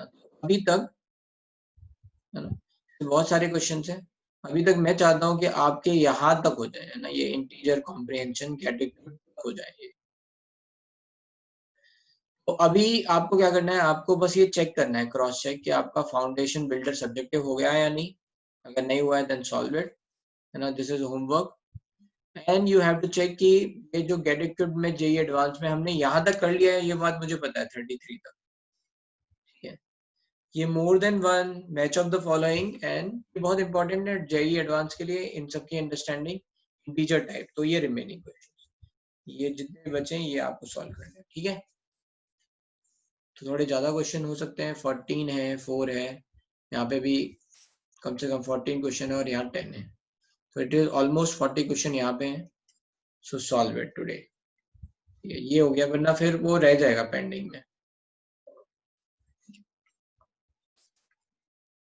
और जब भी आपको टाइम मिले, ठीक है, रिवीजन कभी भी करना हो तो आप इसमें से उठा के देख सकते हो। चलो देखते हैं आगे, अब चलते हैं, इसको भी हटा देते हैं, राइट, दैट्स इट। तो अब next we will start with atomic structure, ठीक है। एटॉमिक स्ट्रक्चर में ये एनसीईआरटी है, थोड़ी शुरुआत में थ्योरी है। आई थॉट कि मैं थोड़ा एनसीईआरटी थोड़ा बुकलेट देख देख के आपको लिखाना नहीं पड़ेगा, मतलब ये वाला पार्ट ऐसा है कि आपको नहीं लिखोगे तो चलेगा ये नोट्स में, just read it from NCERT या फिर अपनी जो बुकलेट है उससे पढ़ लो। मैं इसी में समझा देता हूँ कि I will highlight the let's say content, वो आप देख लेना, ठीक है, वो आप रीड कर लेना, तो थोड़ा सा टाइम बच जाएगा। तो लेट्स सी, ठीक है, कोई प्रॉब्लम यहाँ तक, चले आगे। तो शुरुआत देखो एटॉमिक स्ट्रक्चर में यही है कि एटम क्या होता है। तो अकॉर्डिंग टू डाल्टन्स मॉडल, कि यार डाल्टन्स ने सबसे पहले बताया था कि atom is the smallest representation of matter, है ना, तो हमने ये देखा भी है मोलर मास निकालते टाइम पे। तो that is the atom is based on this meaning कि ये नॉन डिविजिबल है और ये कर नहीं सकता, मतलब इसको हम तोड़ नहीं सकते, काइंड ऑफ लाइक दिस। तो we cannot destroy it, we cannot create it ना, एटम को हम ना तो डिस्ट्रॉय कर सकते हैं ना क्रिएट कर सकते हैं, राइट, लाइक दैट, है ना। और डाल्टन्स लॉ का जो एटॉमिक थ्योरी था उसमें ये था कि सारे एटम्स इन्हें एलिमेंट, है ना, वो क्या होंगे, सब सेम होंगे, है ना, those are going to be similar in mass, size, all those things. So this is going to be atoms Dalton's theory, ये मतलब कोई बड़ी बात नहीं है। चलो यहाँ पे देखते हैं द मेजर प्रॉब्लम्स, यहाँ पे आते हैं, है ना, the major problems before the scientist at that time, है ना, कि भाई सबसे पहली बात ये थी कि एटम्स के अंदर हमें सब एटॉमिक पार्टिकल्स मिले, राइट। तो डिस्कवरी ऑफ सब एटॉमिक पार्टिकल्स इज टेलिंग कि देखो एटम जो है ना वो सबसे स्मॉलेस्ट रिप्रेजेंटेशन नहीं है, ठीक है, जो डाल्टन ने कहा। डाल्टन ने क्या कहा कि सारे के सारे जो एटम्स हैं किसी भी एलिमेंट के, वो सबसे स्मॉलेस्ट रिप्रेजेंटेशन है, सब एक जैसे होंगे, सेम साइज मास के होंगे। तो Dalton has also not included isotope concept कि आइसोटोप हो सकते हैं, लाइक दैट, ठीक है, क्योंकि केमिकल प्रॉपर्टीज सेम होंगी, फिजिकल प्रॉपर्टीज सेम होंगी, लाइक दैट, ऐसा उन्होंने बोला। तो इस बात को हम यहाँ पे काट रहे हैं, ठीक है। तो अब हम यहाँ पे डिस्कवरी ऑफ सब एटॉमिक पार्टिकल्स पे आ जाते हैं। मेन जो हमारा पॉइंट है वो ये है, एटॉमिक पार्टिकल से मतलब क्या है हमारा, इलेक्ट्रॉन, प्रोटॉन, न्यूट्रॉन, ठीक है। चलते हैं ये डिस्कवरी ऑफ इलेक्ट्रॉन पे, ठीक है, अपनी बुकलेट को भी देखते चलते हैं, इसमें बात होगी तो बता देंगे यहाँ पे।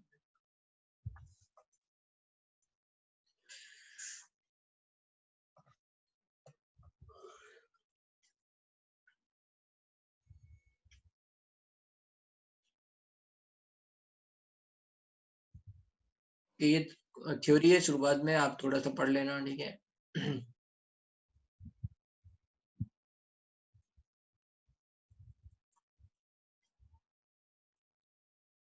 चलो यहाँ से ही चलते हैं, cathode ray and discovery of electron. हुआ ये, राइट, डिस्कवरी ऑफ इलेक्ट्रॉन के लिए इस पे बहुत सारा, मतलब बहुत सारी बातें आई। तो सबसे पहले ये कैथोड रे ट्यूब एक्सपेरिमेंट है, इसके बारे में समझते हैं, ठीक है। कैथोड रे ट्यूब एक्सपेरिमेंट में क्या था कि हमने 2 इलेक्ट्रोड लिए यहाँ पे, राइट। ये थोड़ा सा आप यहाँ समझ सकते हो, दीज आर मेटल इलेक्ट्रोड्स, और इनको एक पोटेंशियल डिफरेंस से जोड़ दिया, ठीक है, हाई वोल्टेज, है ना, हाई वोल्टेज पोटेंशियल डिफरेंस ये, ठीक है। तो हाई वोल्टेज से जो अगर हमने जोड़ दिया तो ये मान लो पॉजिटिव है, यहाँ पे दे रखा है, ये पॉजिटिव है, right, this is the positive. क्या होगा, ये जो इलेक्ट्रॉन्स होंगे यहाँ पे, इनको एक अट्रैक्टिव फोर्स मिलेगा पॉजिटिव की तरफ। तो क्या होगा, अगर बहुत ज्यादा पोटेंशियल डिफरेंस है तो कुछ इलेक्ट्रॉन्स यहाँ से बाहर निकलेंगे and they are going to let's say collide towards this positive, है ना, इसकी तरफ भागने लग जाएंगे। यहाँ पे हमने बीच में, ताकि ये जितने भी इलेक्ट्रॉन्स है किसी और से ना टकराएं बीच में, तो हमने क्या लिखा हुआ है यहाँ पे, प्रेशर हमने जितना कम हम हो सकता है उतना कम कर रहे हैं। इसका मतलब क्या है, एयर के जो मॉलिक्यूल्स हैं अंदर यहाँ पे N2O2 ये गैस मॉलिक्यूल्स जितने भी हैं वो बहुत कम है, और इसके पीछे जो है ना, हमने ZnS का, है ना, एक फ्लोरोसेंट मटेरियल होता है, उसको हमने ऐसे कोट करके रखा हुआ है, और ये जो है थोड़ा सा एनोड जो है वो हमने परफोरेटेड किया है, मतलब इसमें थोड़े से, है ना, होल्स हैं, ठीक है। हुआ क्या, ये इलेक्ट्रॉन्स वो तो बहुत छोटा होता है, तो कुछ इलेक्ट्रॉन्स इन होल से पास होते हुए, है ना, ये पॉजिटिव की तरफ आ रहे हैं, कुछ इलेक्ट्रॉन इन होल से पास होते हुए इधर पीछे कोलाइड करेंगे। अगर ये कोलाइड करेंगे, स्ट्राइक करेंगे, तो क्या होगा, स्पार्क होगा, तो हमें दिखेगा। तो ये this is the first observation, है ना, कैथोड रे ट्यूब तो एक्सपेरिमेंट। तो यहाँ पे क्या है, कैथोड से आने वाली रेज हैं, तो इनको सबसे पहले बोला गया, इनको इलेक्ट्रॉन नहीं बोला गया, इनको सबसे पहले बोला गया कि ये कैथोड रेज हैं, ठीक है, इनको क्या बोला गया, कैथोड रेज हैं। तो इनमें समझ लेते हैं किन किन बात पे हमने ध्यान रखा है। हमने हाई वोल्टेज जनरेटर लिया है, राइट, यहाँ पे एयर को बहुत ही कम रखा है at a low pressure, why we have kept, कि ताकि एयर के मॉलिक्यूल बहुत ज्यादा ना हो, तो और electrons these are rays are going to collide with air molecules का मतलब क्या, N2O2 से कोलाइड करेंगे, फिर क्या होगा, उससे इलेक्ट्रॉन निकाल सकते हैं। ये बात आपको पता है कि अगर हाई एनर्जी का इलेक्ट्रॉन है, मान लो ये आपका, है ना, ये आपका एटम है और ये इलेक्ट्रॉन है, आपको ये जो इलेक्ट्रॉन है इसको न्यूक्लियस अपनी तरफ अट्रैक्ट कर रहा है। अब मान लो क्या हुआ, ये एक इलेक्ट्रॉन बहुत ज्यादा हाई एनर्जी से आया और इस इलेक्ट्रॉन से कोलाइड किया, तो क्या करेगा, इसको एनर्जी दे सकता है, इसको एनर्जी देगा, तो ये अगर एनर्जी इससे ज्यादा होगी तो ये ओवरकम हो जाएगा, तो हमें क्या मिलेगा, राइट, और इलेक्ट्रॉन मिल जाएंगे, ठीक है। we don't want to let's say we actually want to study कि यहाँ हो क्या रहा है, तो हम ये बीच का इंटरफेरेंस नहीं चाहते हैं, बीच में ये जो एयर के पार्टिकल्स हैं, N2O2 के पार्टिकल्स हैं, इनको नहीं चाहते हैं, इसलिए that's why we are keeping low pressure, जितना पॉसिबल है हमसे लो हो सकता है उतना हम लो रख रहे हैं। हाई वोल्टेज के कारण क्या होगा, यहाँ पे इलेक्ट्रॉन्स बाहर निकलना चालू करेंगे, जैसे इलेक्ट्रॉन बाहर निकलेंगे पॉजिटिव की तरफ अट्रैक्ट होंगे। यहाँ पे एनोड जो है वो परफोरेटेड है, ठीक है, तो ये परफोरेटेड है, तो इसके क्या होगा, इलेक्ट्रॉन यहाँ से पास होते हुए चले जाएंगे और ये पीछे कोलाइड करेंगे, तो इस तरह से स्पार्क होगा। तो we are able to understand, अच्छा ये कुछ पार्टिकल है, तो इसको बोला गया कैथोड रेज, है ना, क्योंकि ये रेज कहाँ से आ रही है, कैथोड से आ रही है, इसलिए इसको बोला कैथोड रेज, ठीक है, राइट। ये मेनली आपका कैथोड रेज वाला एक्सपेरिमेंट है, ये मेरे हिसाब से आपको समझ में आ गया होगा, राइट। तो रिजल्ट्स ऑफ दिस एक्सपेरिमेंट एक बार समझ लेते हैं। Cathode ray start from cathode and move towards anode, obviously positive की तरफ जाएंगे। अच्छा, एनोड का नाम एनोड कैसे है, तो एनोड को बोलते हैं electrode towards anion moves. Anion का मतलब क्या है, नेगेटिव चार्ज, तो इलेक्ट्रोड पे, एनोड पे चार्ज हमेशा क्या होगा, पॉजिटिव। ऐसे कैथोड क्या होगा, कैथोड मतलब electrode towards cation moves, so that is, है ना, cation का मतलब क्या है, positive charge, so that's why the cathode is going to be negative, ठीक है, ये यहाँ पे हम बात कर रहे हैं, राइट। अब क्या है, ऑब्वियसली इलेक्ट्रॉन्स बहुत छोटे हैं, that's why these rays themselves are not visible, their behavior can be observed with the help of certain kind of material, है ना. ये फ्लोरोसेंट जो मैंने आपको बताया, फ्लोरोसेंट फॉस्फोरेसेंट का मतलब क्या होता है, जैसे आपने वो रेडियम वाला, आई डोंट नो, मतलब आप लोगों ने ये देखा होगा ना कि लाइट बंद कर देते हैं, then it is also glows, right. तो this is what is happening कि ये क्या है, लगा जब आपका कोलाइड किया उसके बाद क्या हुआ, वहां पे कोलाइड करेगा तो इलेक्ट्रॉन क्या करेगा, इलेक्ट्रॉन एनर्जी देगा. जो फ्लोरोसेंट मटेरियल है उसके इलेक्ट्रॉन बाहर निकाल सकता है, इसके कारण ये क्या होगा, ये ग्लो करने लग जाएगा. So like that, which glow when hit by them, like that. Television picture tubes are cathode ray. जो पुराने टेलीविजन जो थे वो कैथोड स्पेस बेस्ड थे, ठीक है. कैथोड रे ट्यूब, इसको शॉर्ट में बोलते थे CRT, ठीक है. तो अगर पुराने वाले जो बड़े से टेलीविजन आते थे बहुत बड़े, उनमें ये कैथोड रे ट्यूब एक्सपेरिमेंट पे ही मतलब एक तरह से बेस्ड थे, ठीक है.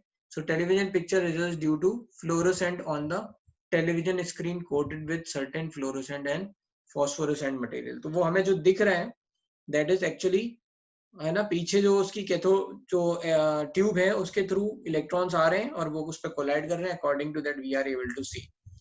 तो ये बात है फ्लोरोसेंट की. फ्लोरोसेंट में किसी को कोई डाउट? फॉस्फोरेसेंट, फ्लोरोसेंट, ठीक है. फिर क्या है, इन्होंने थर्ड पॉइंट लिखा है, in absence of electrical and magnetic field these raise travels in straight line. इसका मतलब क्या है, अगर हम इलेक्ट्रिकल फील्ड या मैग्नेटिक फील्ड लगा देंगे तो ये स्ट्रेट लाइन में ट्रेवल नहीं करेगा. That means electron, these rays are having some charge, है ना. These rays are going to have some charge. अगर ये इलेक्ट्रिक फील्ड में they are facing some force, that's why they are going to deviate.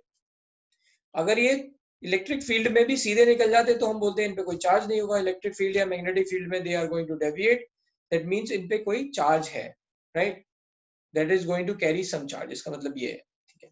Next, in the presence of electric field and magnetic field, the behavior of cathode ray tube is similar to expected from negatively charged particle. इसका मतलब क्या है, इसका मतलब ये है कि अगर मान लो इस वाले एक्सपेरिमेंट में हमने क्या किया, यहाँ पे मान लो, यहाँ पे राइट, हमने थोड़ा सा पॉजिटिव चार्ज लगा दिया, मान, ठीक है, पॉजिटिव छोड़ो, अच्छा, राइट. अगर मान लो हमने मैग्नेटिक फील्ड लगा दिया, है ना, N और S, मान लो यहाँ पे दो मैग्नेट लगा दिए, तो मैग्नेटिक फील्ड में क्या होता है, कोई भी चार्ज पार्टिकल मूव कर रहा है तो वो मैग्नेटिक फील्ड में क्या होगा, एक फोर्स ऑफ अट्रैक्शन या रिपल्शन फील कर सकता है. जैसे आपको ये बात पता है, मैग्नेटिक फील्ड अगर हम लगाएंगे, है ना, ये आपको शायद ये वाली बात पता है, कॉइल वाली बात, है ना, इलेक्ट्रिसिटी जनरेटर ना. कॉइल में अगर, हाँ, एक कॉइल है जिसमें अगर हम इलेक्ट्रिसिटी फ्लो करा रहे हैं, right, then it is going to behave as magnet. So उल्टा भी है, तो इसका मतलब क्या है, ये इलेक्ट्रिसिटी से मैग्नेटिक फील्ड आ सकता है और मैग्नेटिक फील्ड से इलेक्ट्रिसिटी आ सकती है, मतलब इस तरह से कोरिलेशन है. तो यहाँ पे क्या है कि फंक्शन, हाँ, सोलेनॉइड फंक्शन, हाँ, सोलेनॉइड, यस. तो सिमिलरली यहाँ पे हम बात कर रहे हैं कि अगर ये, right, this is magnetic field, अगर हम लगाएंगे तो इसमें ये क्या होगा, ये डेविएट हो जाएगा. This is behaving as negatively charge field, ठीक है. नेक्स्ट चलते हैं आगे. मतलब अगर हमने पॉजिटिव लगाया होता तो पॉजिटिव की तरफ अट्रैक्ट हो जाता, like that. Suggesting that cathode ray consisting of negative charge, ये बात समझ में आ गई. Characteristic of cathode ray do not depend on material of electrodes. ये बात आपको पता है कि अगर मान लो मैं यहाँ पे कोई भी मेटल लिखता हूँ, जैसे सोडियम लिखता हूँ, सोडियम से अगर इलेक्ट्रॉन निकलेगा, इस इलेक्ट्रॉन का सोडियम से कोई लेना देना नहीं है. अगर मैं कैल्शियम लिखूंगा, कैल्शियम से इलेक्ट्रॉन निकलेगा, तो इसका कैल्शियम से कोई लेना देना नहीं है. This electron and this electron के बीच में कोई डिफरेंस नहीं है. तो यही इन्होंने लिखा है कि कैथोड रे और electrons do not depend on material of electrode, कि ये कहाँ से निकल रहा है, क्या ये टंगस्टन का इलेक्ट्रोड है, आयरन का इलेक्ट्रोड है, जिसका भी, किसी का भी है, कार्बन का इलेक्ट्रोड है, इलेक्ट्रॉन तो सेम ही है सब जगह. So that's why it does not depends on material of electrode, है ना. एंड द नेचर, अच्छा, सबके पास ये मॉड्यूल है ना, आप लोग ये पॉइंट हाईलाइट भी कर सकते हो, ठीक है. यस वेदांत, बोलो. हेलो हेलो, हाँ, हेलो सर. हाँ मैं सुन पा रहा हूँ, बोलो। हेलो, आगे तो बोलो।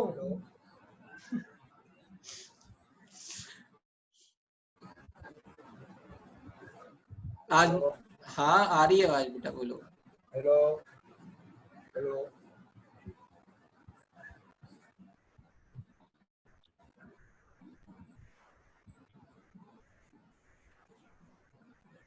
ठीक है।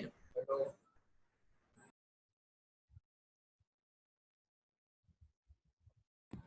हेलो,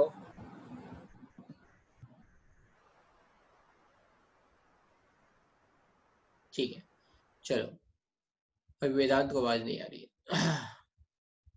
फिजिकल कॉपी नहीं है, yes I know, physical copy नहीं है। मैं ये शेयर कर दूंगा, ठीक है, जो मैंने हाईलाइट की है बातें वो मैं यहाँ शेयर कर दूंगा। सो this is what I am saying कि यहाँ पे इट डजंट मैटर कि ये इलेक्ट्रॉन्स कहाँ से आ रहे हैं, राइट। इट डजंट मैटर कि ये इलेक्ट्रॉन कहाँ से आ रहे हैं, right, in this part, though it does not depends on material of electrodes and the nature of gas present in cathode ray tube। ये भी बात इंपॉर्टेंट है। जैसे अगर मान लो, इसका मतलब क्या है ये समझ लेते हैं। तो अगर मान लो यहाँ पे ऑक्सीजन होती और इसमें इलेक्ट्रॉन हमने बहुत तेजी से कोलाइड कर रहा है, ये हाई एनर्जी इलेक्ट्रॉन, ठीक है, तो ये क्या करेगा, इससे एक इलेक्ट्रॉन और निकाल देगा। तो ऐसा हो सकता है। So again this is O2 और whether it is N2 और आर्गन, मान लो आर्गन होती, इलेक्ट्रॉन ये हाई एनर्जी का इससे टकरा रहा है, इसको बनाया Ar+ और एक और इलेक्ट्रॉन निकल गया, तो ये इलेक्ट्रॉन का इससे भी कोई लेना देना नहीं है अगेन। तो nature of gas present in the cathode ray tube, इसका भी कोई लेना देना नहीं है। Electron is independent of material, कि किससे आ रहा है, उसका सोर्स क्या है, चाहे वो गैस है चाहे वो इलेक्ट्रोड है, इससे कोई लेना देना नहीं है। So thus we can conclude that electrons are basic constant of all atom, मतलब सब में एक जैसा ही है और सबका बेसिक कांस्टेंट है, ठीक है, ये बात समझ में आई, राइट। चलो नेक्स्ट है कैथोड रे।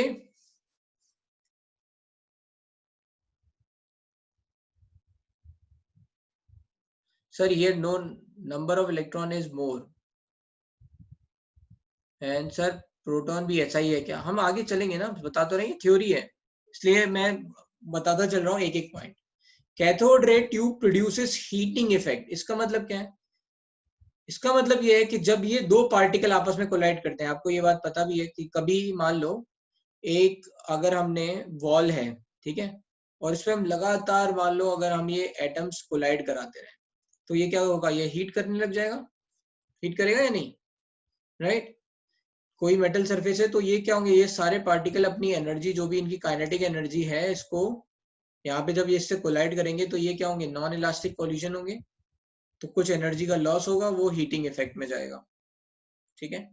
तो ये यही काम यहाँ पे ये कह रहे हैं कि ये जो इलेक्ट्रोड है इस पे सारे के सारे इलेक्ट्रॉन हीट कर रहे हैं। अगर ये सारे के सारे इलेक्ट्रॉन हीट करेंगे तो क्या होगा, है ना, ये हीट ये क्या हो जाएगा, गर्म होने लग जाएगा, है ना।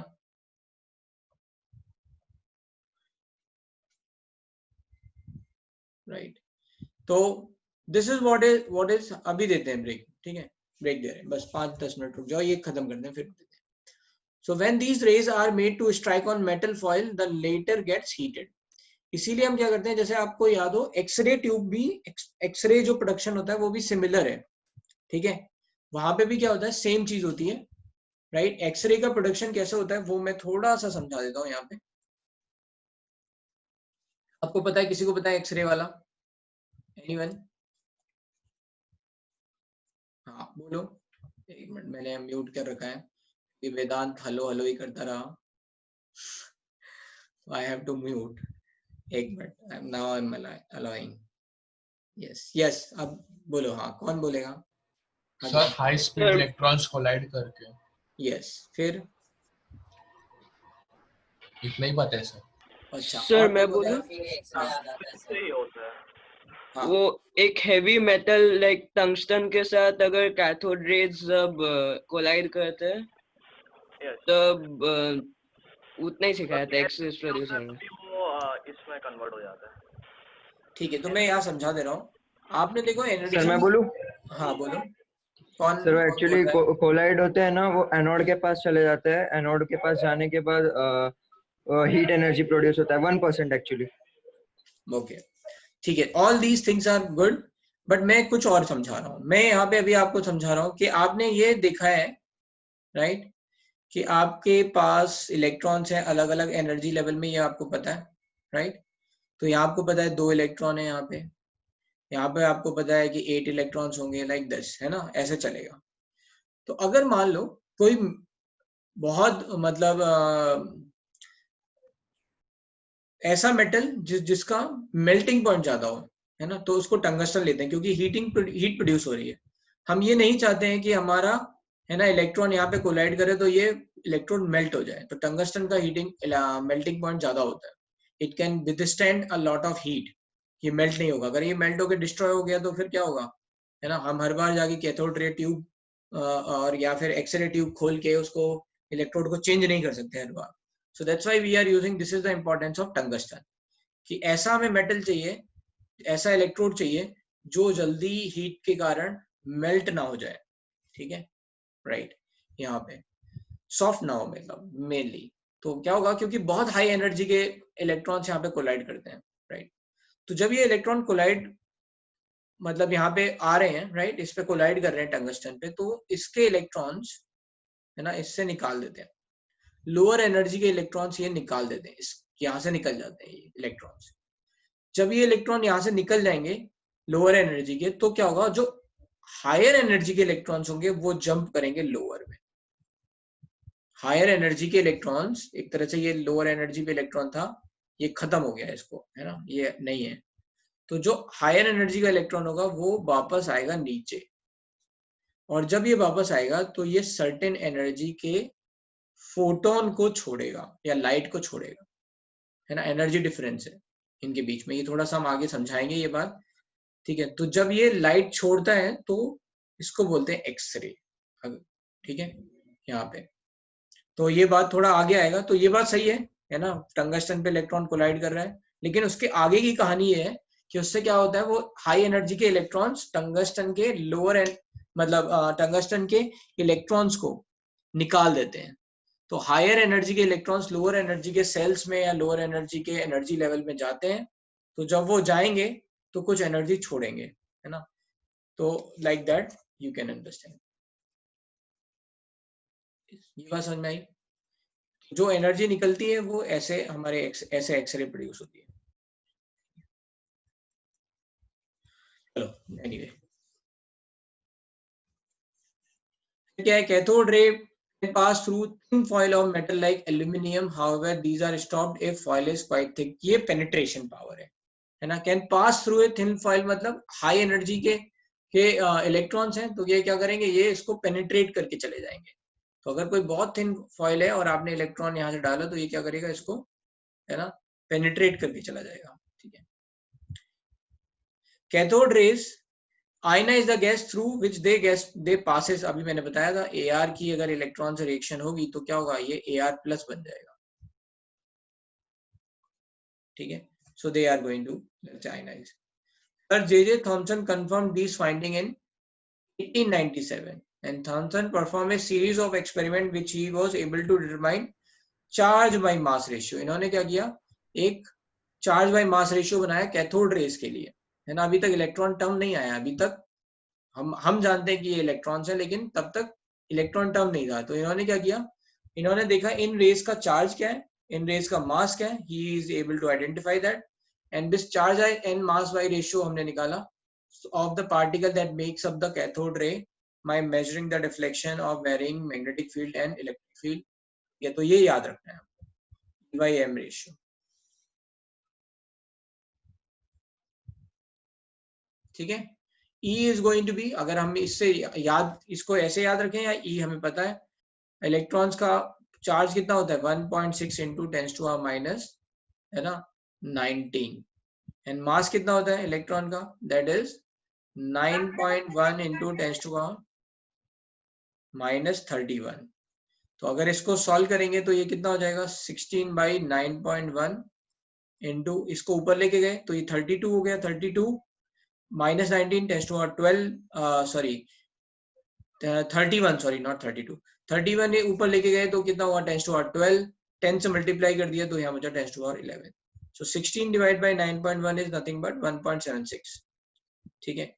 तो अच्छा, हालांकि ये वैल्यू जो E और M की वैल्यू है बाद में आई थी, पहले हमने चार्ज बाई मास रेशियो निकाला था E/M, और with the help of this E/M ratio we are able to identify what is charge, what is mass, not opposite. है ना, ये जो मैंने लिखा है ना ये वैल्यू, ये तो जस्ट जस्टिफाई किया है कि ये कैसे आया है, बट रियलिटी में क्या हुआ, रियलिटी में हमने E/M रेशियो पहले निकाला, and with the help of E/M ratio we are able to find out what is the value of charge, what is the value of mass. So this is the E/M ratio of is irrespective of nature of cathode. ठीक है, ये मैं पहले ही बता चुका हूँ. Okay, चलो यहाँ तक हमने कर लिया. अब यहाँ से थोड़ा देर है ब्रेक, जाओ 10 मिनट का ब्रेक है, या फिर मिलते हैं. राइट, क्लास 10:45 तक है. Okay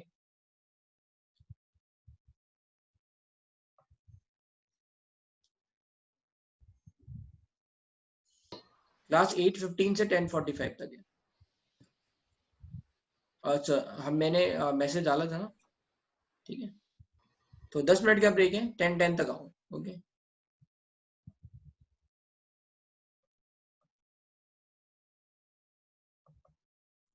okay, so this is what we are able to understand E/M ratio, that is 1.76 into 10⁻11 coulomb per kg. ठीक है, and ये कहाँ से आया है ना, how we are able to get, this is the experiment. ये यहाँ पे चार्ज बाय मास रेशियो का ये एक्सपेरिमेंट यहाँ पे थॉमसन ने किया हुआ है. ठीक है, तो दिस इज योर एक्सपेरिमेंट. मैं थोड़ा सा इसको समझाऊंगा. राइट, तो क्या है ये एक्सपेरिमेंट, थोड़ा सा समझ लेते हैं इसको. तो over here this is, let's say सभी लोग आ गए. Right, are you able to listen what I am saying?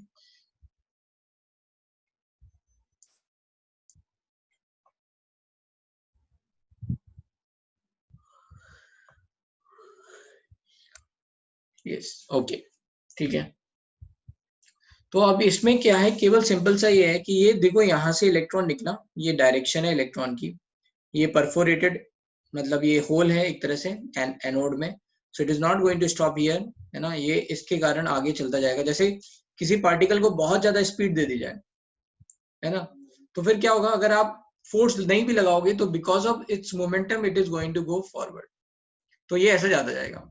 यहाँ पे इन्होंने एक इलेक्ट्रिक फील्ड लगाई है. So this is kind of, let's say अगर ये x डायरेक्शन में ऐसे करके मूव कर रहा है, like okay, electron is moving like let's say like this x direction. तो इन्होंने एक डायरेक्शन हो गई आपकी ये, इस डायरेक्शन में इन्होंने मैग्नेटिक सॉरी इलेक्ट्रिक फील्ड लगाई है. So this is kind of y direction में आपकी इलेक्ट्रिक फील्ड है, लाइक दैट. ठीक है, this going to be electric field. और ये जो z एक्सिस है, इस डायरेक्शन में, z की डायरेक्शन में इन्होंने मैग्नेटिक फील्ड लगाई हुई, लाइक दिस. ठीक है, यहाँ पे ऐसा आप समझ सकते हो. ठीक है, तो these are perpendicular to each other. आ गया.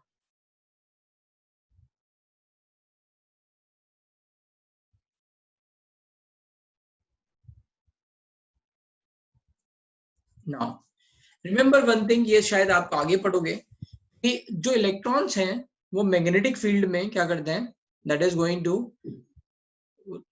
Move in circular. अगर मान लो स्पीड और मैग्नेटिक फील्ड के जो वेक्टर्स हैं, है ना, मैग्नेटिक फील्ड के वेक्टर्स यहाँ पे क्या है, जैसे हमेशा नॉर्थ से, है ना, हम बोलते हैं कि नॉर्थ से निकलेगा magnetic lines, and that is going to, let's say अगर कोई मैग्नेट है ऐसे, है ना, तो ये अगर ये नॉर्थ है ये साउथ है, तो मैग्नेटिक फील्ड लाइन ऐसे जाती है. So that is going to be, let's say, coming out from north and then it is going into south. और मैग्नेट के अंदर कैसे जाती हैं, अंदर जाती है साउथ से नॉर्थ की तरफ, ऐसे लूप हो गया ये. ठीक है, anyway we are talking about this. तो ये मैग्नेटिक लाइंस हैं. तो अगर ये मैग्नेटिक फील्ड ऐसे लगी हुई है और इस मैग्नेटिक फील्ड को कोई इलेक्ट्रॉन काट रहा है ना 90 डिग्री पे, क्योंकि ये पूरा परपेंडिकुलर है. यस, मुझे पूरी बात बताने तो दो पहले.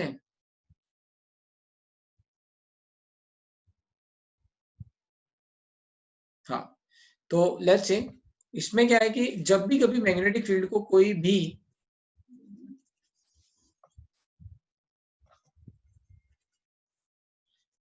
मैग्नेटिक फील्ड को अगर कोई भी इलेक्ट्रॉन 90 डिग्री पे मूव कर रहा है, then there is a force, इसको बोलते हैं magnetic force, that is Fv equals to, है ना, Q V cross V.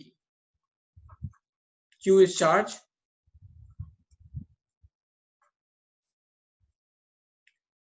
V is magnetic force,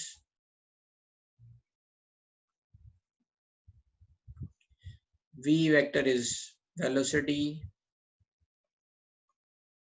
and this is magnetic field.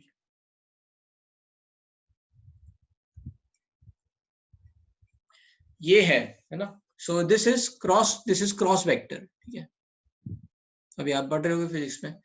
So Fv equals to QVV sin theta, और यहाँ पे theta क्या है, 90 डिग्री है, क्योंकि ये परपेंडिकुलर डायरेक्शन में मूव कर रहा है. तो अभी के लिए हम ये लिख ले रहे हैं FVV equals to QVV. Magnetic field में कितना फोर्स लगेगा, QVV. It depends on charge, it depends on velocity, it depends on magnetic field. ठीक है. अब क्या है, जब भी ये, अच्छा इसमें क्या होता है कि अगर मान लो यहाँ पे ये आपकी मैग्नेटिक फील्ड है, मैं इसको ऐसे लिख दे रहा हूँ कि ये आपकी मैग्नेटिक फील्ड है, और मान लो मैग्नेटिक फील्ड आपकी इनवर्ड है. इनवर्ड का मतलब क्या है कि प्लेन के अंदर जा रही है ना. This is like in and out of plane, right, inside going. जो ये प्लेन आप देख रहे हो इसमें अंदर की तरफ जा रही है, राइट. कैसे जा रही है, अंदर की तरफ, है ना, ऐसे अंदर की तरफ जा रही है, राइट. तो अगर कोई चार्ज पार्टिकल ऐसे मूव कर रहा है, right, if charge particle is moving like this, है ना, तो ये इसको कट कर रहा है, ये ऐसे जा रहा है. मैग्नेटिक फील्ड कैसी है, ऐसी अंदर. इसको कैसे चार्ज पार्टिकल जा रहा है, ऐसे, तो ये 90 डिग्री है. And then when it is going like this, इस पे क्या लगता है, एक फोर्स लगता है, जो कि ये Fv है, magnetic force. And because of that it is going to move in circular path. ये क्या करेगा, ये किसकी तरफ मूव करेगा, सर्कुलर पाथ की तरफ, पाथ में मूव करेगा. अगर मान लो चार्ज ऑलरेडी मैग्नेटिक फील्ड के अंदर है, ऑलरेडी है मान लो, and then it is moving from here, ठीक है, यहाँ पे लेट्स से मूव कर रहा है. So it is going to move according to, and it is going to move in a circular path like this. ये मूव करेगा, ठीक है. तो यहाँ पे भी यही हो रहा है कि ये क्या कर रहा है यहाँ पे, right, electron is moving in circular path and it is going to colliding to C. यहाँ पे जैसे अगर आपने दोनों इलेक्ट्रिक फील्ड और मैग्नेटिक फील्ड दोनों एब्सेंट रखी, तो ये डायरेक्टली जाके B पे कोलाइड करेगा. अगर आपने यहाँ मैग्नेटिक फील्ड ओपन रखी तो ये C पे कोलाइड करेगा. और अगर आपने इलेक्ट्रिक फील्ड ओपन रखी तो electron is going to attracted towards positive charge, तो it is going to collide at A. ये 3 फील्ड पॉइंट दे रखे हैं, ठीक है. This is A, this is B and this is C. What is the meaning. तो यहाँ पे देख लो, पहले तो ये पॉजिटिव चार्ज है, तो electron is going to be attracted towards, negative charge है ना, no, negative is going to attract towards positive. तो जैसे ये इसके इन्फ्लुएंस में आएगा, ये क्या करेगा, ऐसे जाके फिर A पे कोलाइड करेगा. जब कोई फील्ड नहीं है, मान लो मैग्नेटिक और इलेक्ट्रिक फील्ड दोनों ही नहीं है, तो ये क्या करेगा, डायरेक्टली B पे जाके कोलाइड करेगा. और अगर मैग्नेटिक फील्ड है तो then also it is going to collide and it is going to collide at C. ठीक है. अब मान लो ये ऐसे 3 वैल्यू आ गई. अब हम क्या कर रहे हैं, राइट. अच्छा, ये जो है इसको बोलते हैं, एक आप आगे पढ़ोगे, बहुत आगे पढ़ोगे, मतलब 12th में पढ़ोगे, इसको बोलते हैं right hand rule.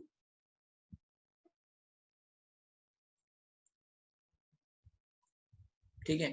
Right hand rule में बोलते ये हैं कि अगर, हाँ एक मिनट, किसी को डाउट आया, C पे कोलाइड कैसे करेगा. हाँ वेरी गुड. अगर मैं सेइंग कि पढ़ा है, आई डोंट नो, है ना, मैं थोड़ा सा इन जनरल बोल रहा हूँ. यस, तो यस क्या है, C पे कोलाइड कैसे करेगा. इलेक्ट्रिक चार्ज, देखो ये क्या है, इलेक्ट्रिक प्लस और माइनस लगा हुआ है यहाँ पे, this is, can you see plus, right. तो इलेक्ट्रॉन अगर मूव करेगा तो ये प्लस की तरफ अट्रैक्शन फील करेगा. तो जब ये बहुत हाई स्पीड से जा रहा है, राइट, और यहाँ पे पॉजिटिव चार्ज हुआ, तो धीरे धीरे क्या करने लग गया, इसकी तरफ मुड़ने लग गया. तो और ये जाके यहाँ पे ए पे कोलाइड करेगा। Yes,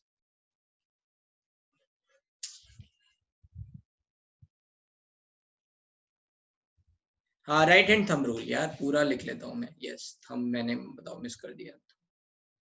correct, right hand thumb rule.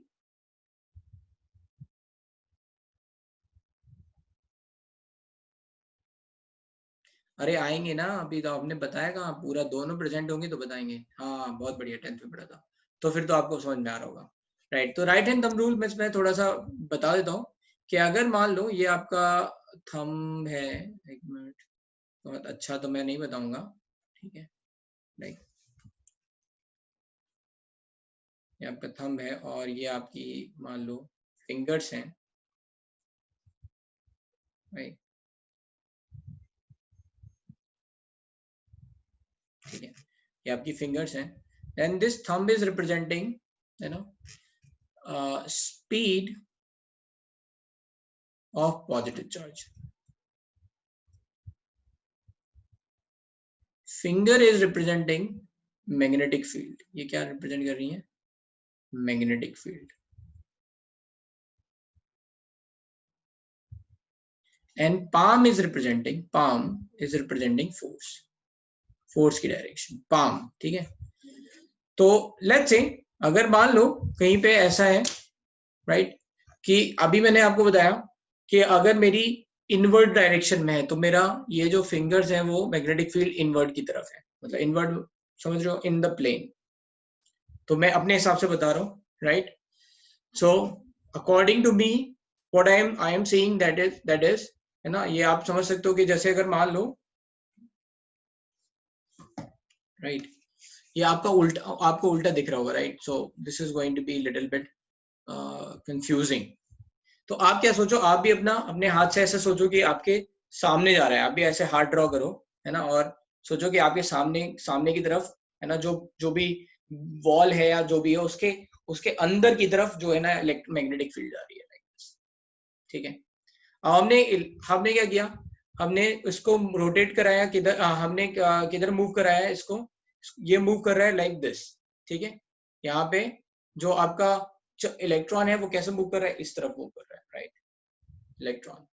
तो जो अब इलेक्ट्रॉन तो नेगेटिव चार्ज है, पॉजिटिव चार्ज होता तो पाम ऊपर की तरफ होता, तो यहाँ पे क्या हो जाएगा, पाम नीचे, मतलब फोर्स ऑफ अट्रैक्शन क्या हो जाएगा, जस्ट उल्टा। तो ये क्या होगा, नीचे की तरफ। तो इलेक्ट्रॉन जैसे अगर मान लो यहाँ पे था, राइट, अगर इलेक्ट्रॉन यहाँ पे था तो इसमें फोर्स क्या लगेगा, इधर की तरफ, राइट, इन दिस डायरेक्शन, ठीक है। So this is going to be like this. फिर आप ऐसे ही घुमाते रहो इसको, एक मिनट, बहुत सारे लोग कुछ करें।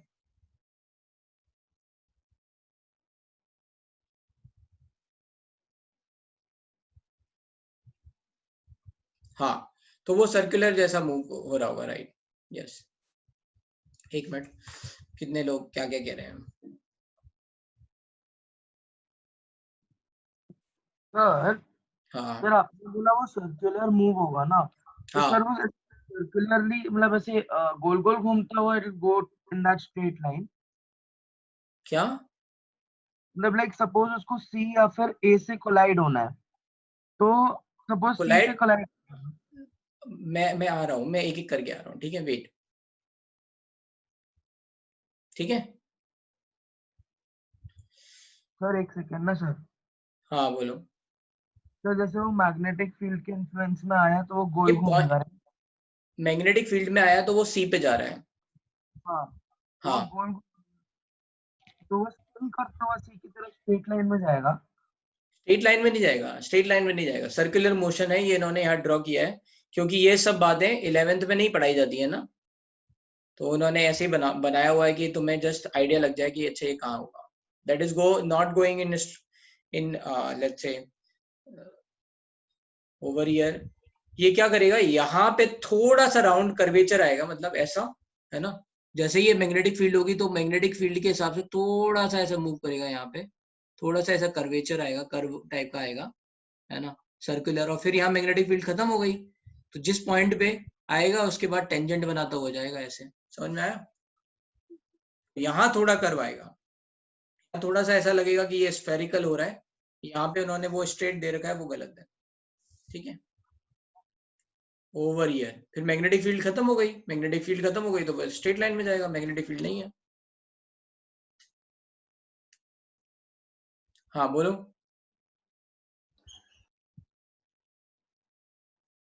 यस अनुषा। सर मुझे ये थोड़ा थोड़ा समझ नहीं रहा, मतलब ये कैथोड रेज जो है इसके एटम्स निकल के प्रोटॉन्स और न्यूट्रॉन और इलेक्ट्रॉन डेविएट हो रहे हैं क्या? इलेक्ट्रॉन निकल रहे हैं बेटा, कैथोड रे का मतलब क्या है? इलेक्ट्रॉन्स। तो अब ये अभी तक हमने केवल यहाँ तक पढ़ा था, ठीक है, ये एनोड तक पढ़ा था हमने, ठीक है। अब ये कह रहे हैं कि अगर मान लो पीछे हमने इलेक्ट्रिक और मैग्नेटिक फील्ड लगा दी तो क्या होगा? एक मिनट, मतलब कैथोड से इलेक्ट्रॉन्स निकल रहे ओनली? आपने कब ज्वाइन किया है, कब ज्वाइन किया? मैंने ये जब बताया था एफबी तब ज्वाइन किया था या बाद में? तो अभी मतलब ज्वाइन किया है मैंने, लेकिन मेरे को कंफ्यूजन हो रहा है सर, कुछ समझ नहीं रहा। तो जब 10 पे बोला था तो 10 पे आना था ना। तो सर कंफ्यूज में क्या पूछूं? होगा ना, कंफ्यूजन होगा, मैं बोल रहा हूँ ना कंफ्यूजन होगा। ये पहली बात तो हमारे सिलेबस में नहीं है। This is something which I want to explain. ये अभी हमें नहीं पढ़ना था ऐसा कुछ, हमें बस ये वैल्यू याद रखनी थी और निकल जाना था। अब आप बीच में आ गए, आप बीच में है ना, तो ये बात आपकी मिस हो गई। तो जब मिस हो जाएगी तो आपको नहीं समझ में आएगा ना क्या हुआ। ये मैंने ऑलरेडी बता दिया है कि ये क्या होता है, ठीक है। तो जब चार्ज क्या रहता है, मतलब पॉजिटिव और नेगेटिव चार्ज क्या रहते हैं? क्या सर इधर अपनी स्पीड ऑफ पॉजिटिव चार्ज लिखा है ना, थंब। ये तो रूल बताया है बेटा मैंने, that is rule, right hand rule है ये, राइट हैंड थंब रूल, ठीक है, ठीक है। That is I have told you. हम यहाँ इलेक्ट्रॉन की बात कर रहे हैं, तो इलेक्ट्रॉन पे राइट हैंड थंब रूल कैसे लगाएंगे? तो उल्टा कर देंगे डायरेक्शन। ओके, डायरेक्ट कर देंगे। ओके हाँ बस इतना ही है। यस बोलो, बोलते जाओ भाई। Hello sir. हाँ एक एक करके, हाँ बोलो। सर वो राइट हैंड थंब रूल को हम इस डायग्राम में कैसे अप्लाई करेंगे? बता तो रहा हूँ, अभी 2 मिनट रुको। यस हाँ सर बोलो Tanya.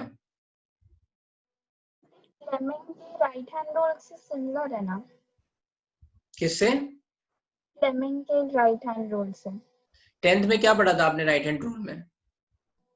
When the thumb in तो 10th में राइट हैंड थंब रूल था और फ्लेमिंग का राइट हैंड रूल था।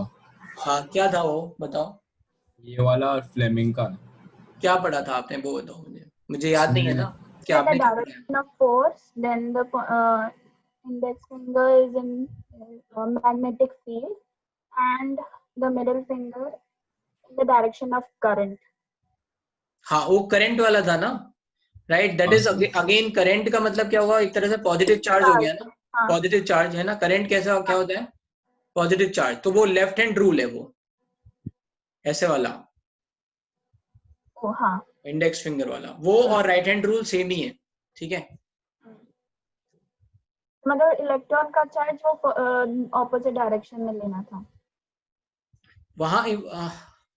नहीं, हमने ये जो राइट हैंड रूल समझाया ना, ये पॉजिटिव चार्ज के हिसाब से समझा रहे हैं, राइट। तो जो है ना, इसको आप लेफ्ट हैंड रूल में कन्वर्ट कर लो तो आपका वैसे आने लग जाएगा,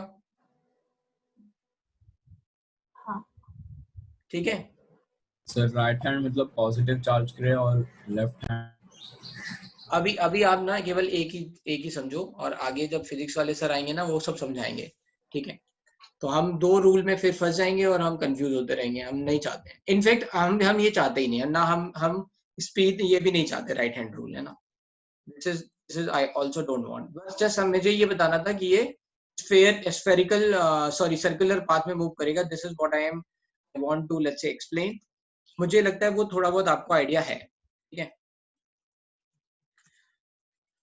चलो इसको अभी इस वाले पार्ट को भूल जाओ, ये क्या है क्या नहीं है, राइट, लीव इट। तो this is what I am saying कि देखो यहाँ पे क्या होगा, ये जो इलेक्ट्रॉन है that is going to move, and जब भी ये मैग्नेटिक फील्ड में परपेंडिकुलर डायरेक्शन में मूव करेगा तो उस पे क्या करेगा, उस पे लगेगा एक force, and because of that force it is going to move in circular path. ठीक है, इस सर्कुलर पाथ के कारण हम क्या कर सकते हैं, इसकी अब सर्कुलर पाथ में एक होता है सर्कुलर मोशन। ठीक है, व्हाट हैपेंस कि हम बोलते हैं सर्कुलर मोशन। तो इसके लिए एक just 1 second. In circular motion we are saying centripetal force आपका लगेगा, एक मिनट क्या होगा, ठीक है, centrifugal force sorry centripetal force लगेगा आपका।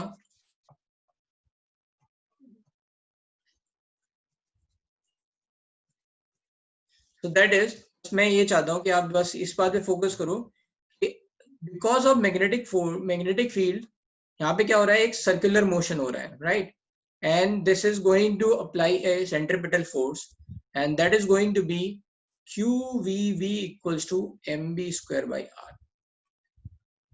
ठीक है, इससे क्या पता चलेगा, Q का मतलब क्या है, यहाँ पे मेरे को मिल रहा है चार्ज एंड M का मतलब है मास। तो Q by M ratio I can get, that is Q by M ratio is nothing but E by M ratio which is nothing but, अगर V से V कट जाएगा यहाँ पे, so that is going to be V by R B.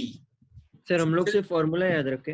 हाँ बस यही है ना, मैग्नेटिक फील्ड के कारण क्या हो रहा है, आपका सर्कुलर मोशन हो रहा है। So this is centripetal force and that is going to be QVV equals to mb square by r। हो सकता है ये फॉर्मूला भी ना पता हो आपको सर्कुलर मोशन वाला, तो ये आपको याद रखना है, this is mb square by r। So what will happen, ये v से v कट जाएगा एंड E मतलब Q बाई M रेशियो का मतलब क्या हुआ, charge by mass ratio, and for electron that is going to be E by M ratio, so that is going to be V by RB।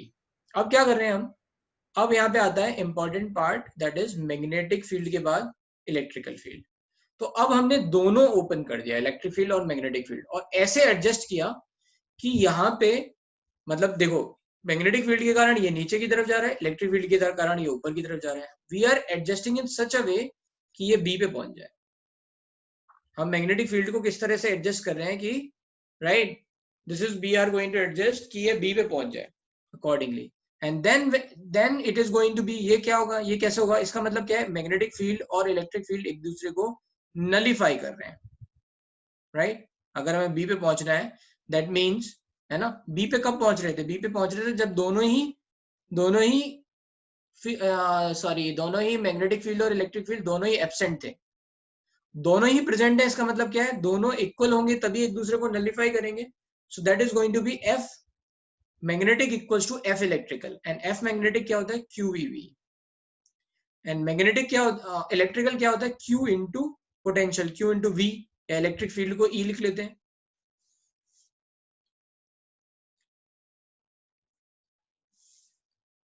So that is electric field, ठीक है।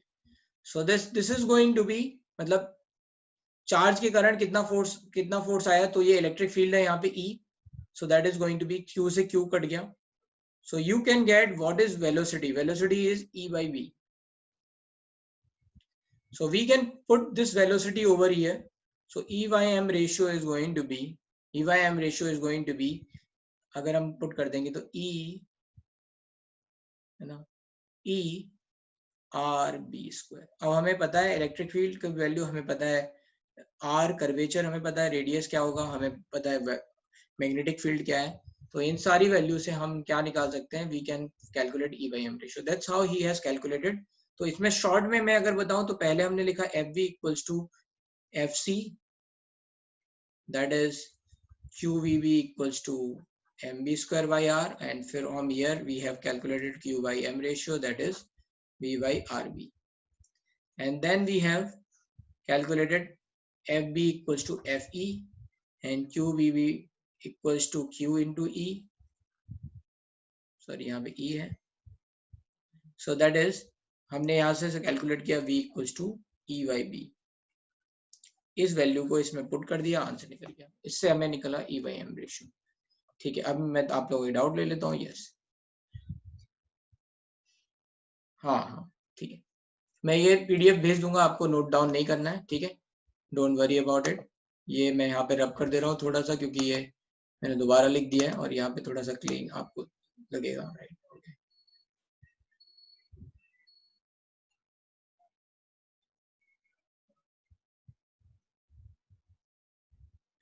मैं ये NCERT आपको भेज दूंगा, ठीक है।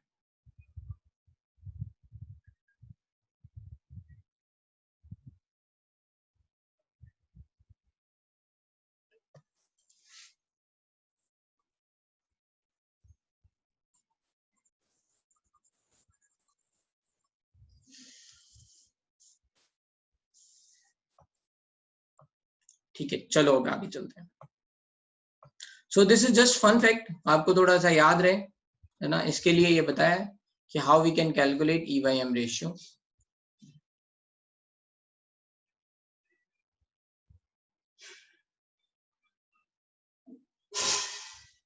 आ गया, एक मिनट, जस्ट E/M रेशियो इससे आ गया, ठीक है, चलते हैं अब आगे। Next, wait wait wait wait,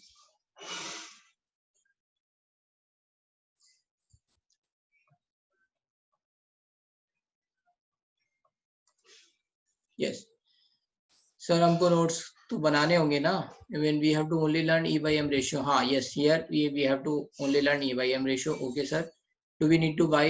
ये मैं भेज दूंगा आपको एनसीईआरटी का ये वाला, हाँ, आप एनसीईआरटी खरीद लो, अच्छा रहेगा।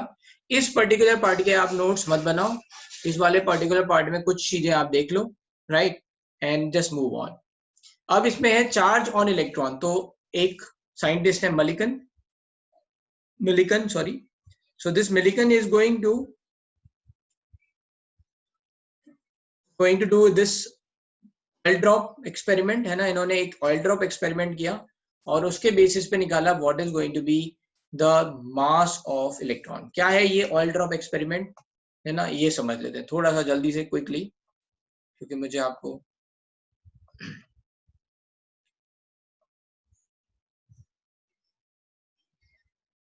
हाँ ठीक है, ओके ओके अंश, यस।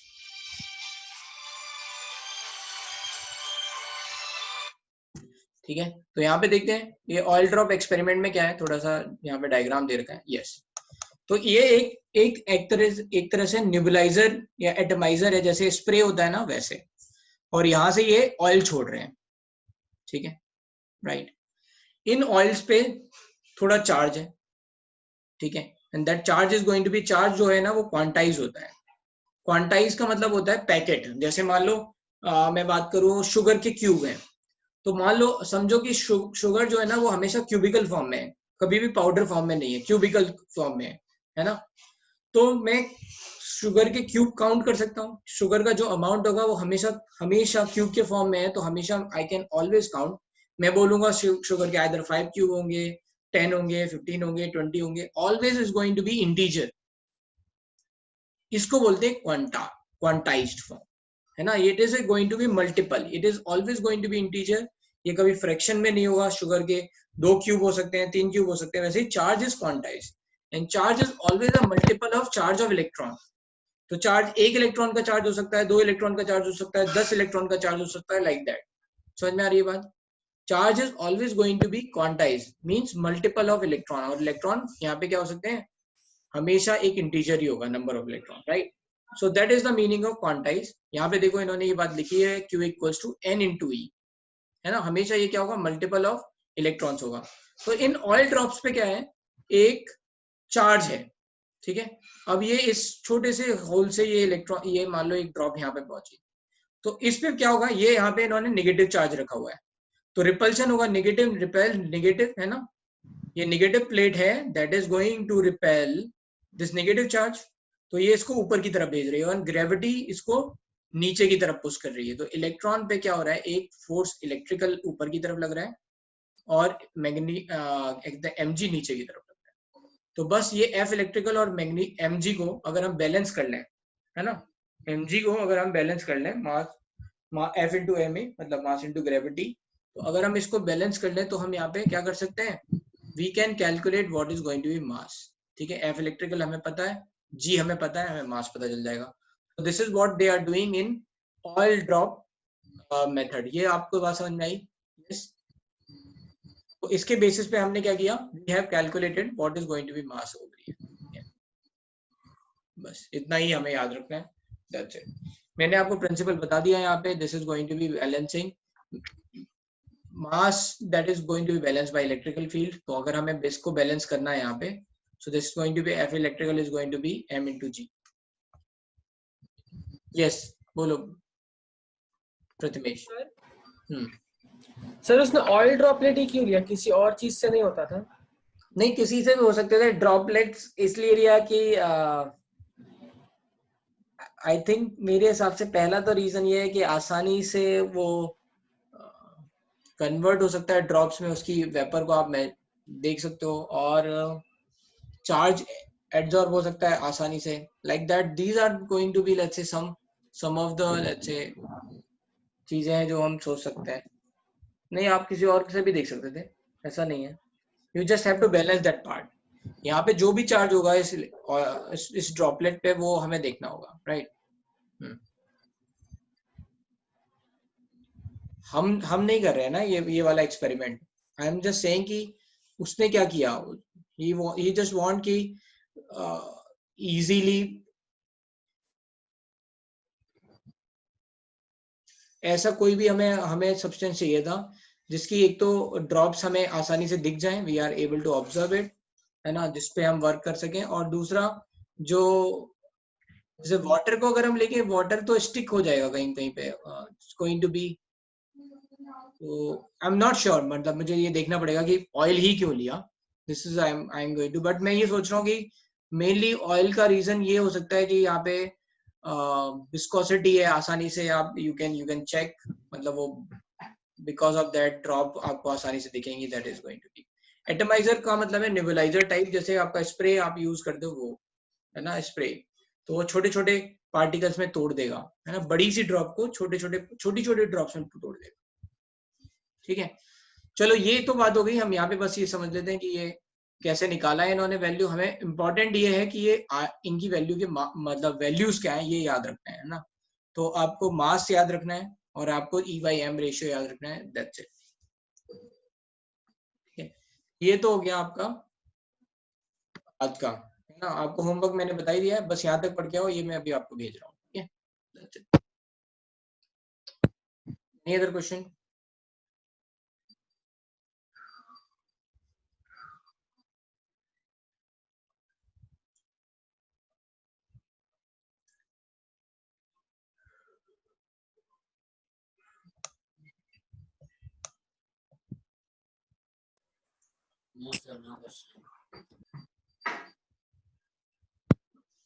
हाँ ठीक है, ओके,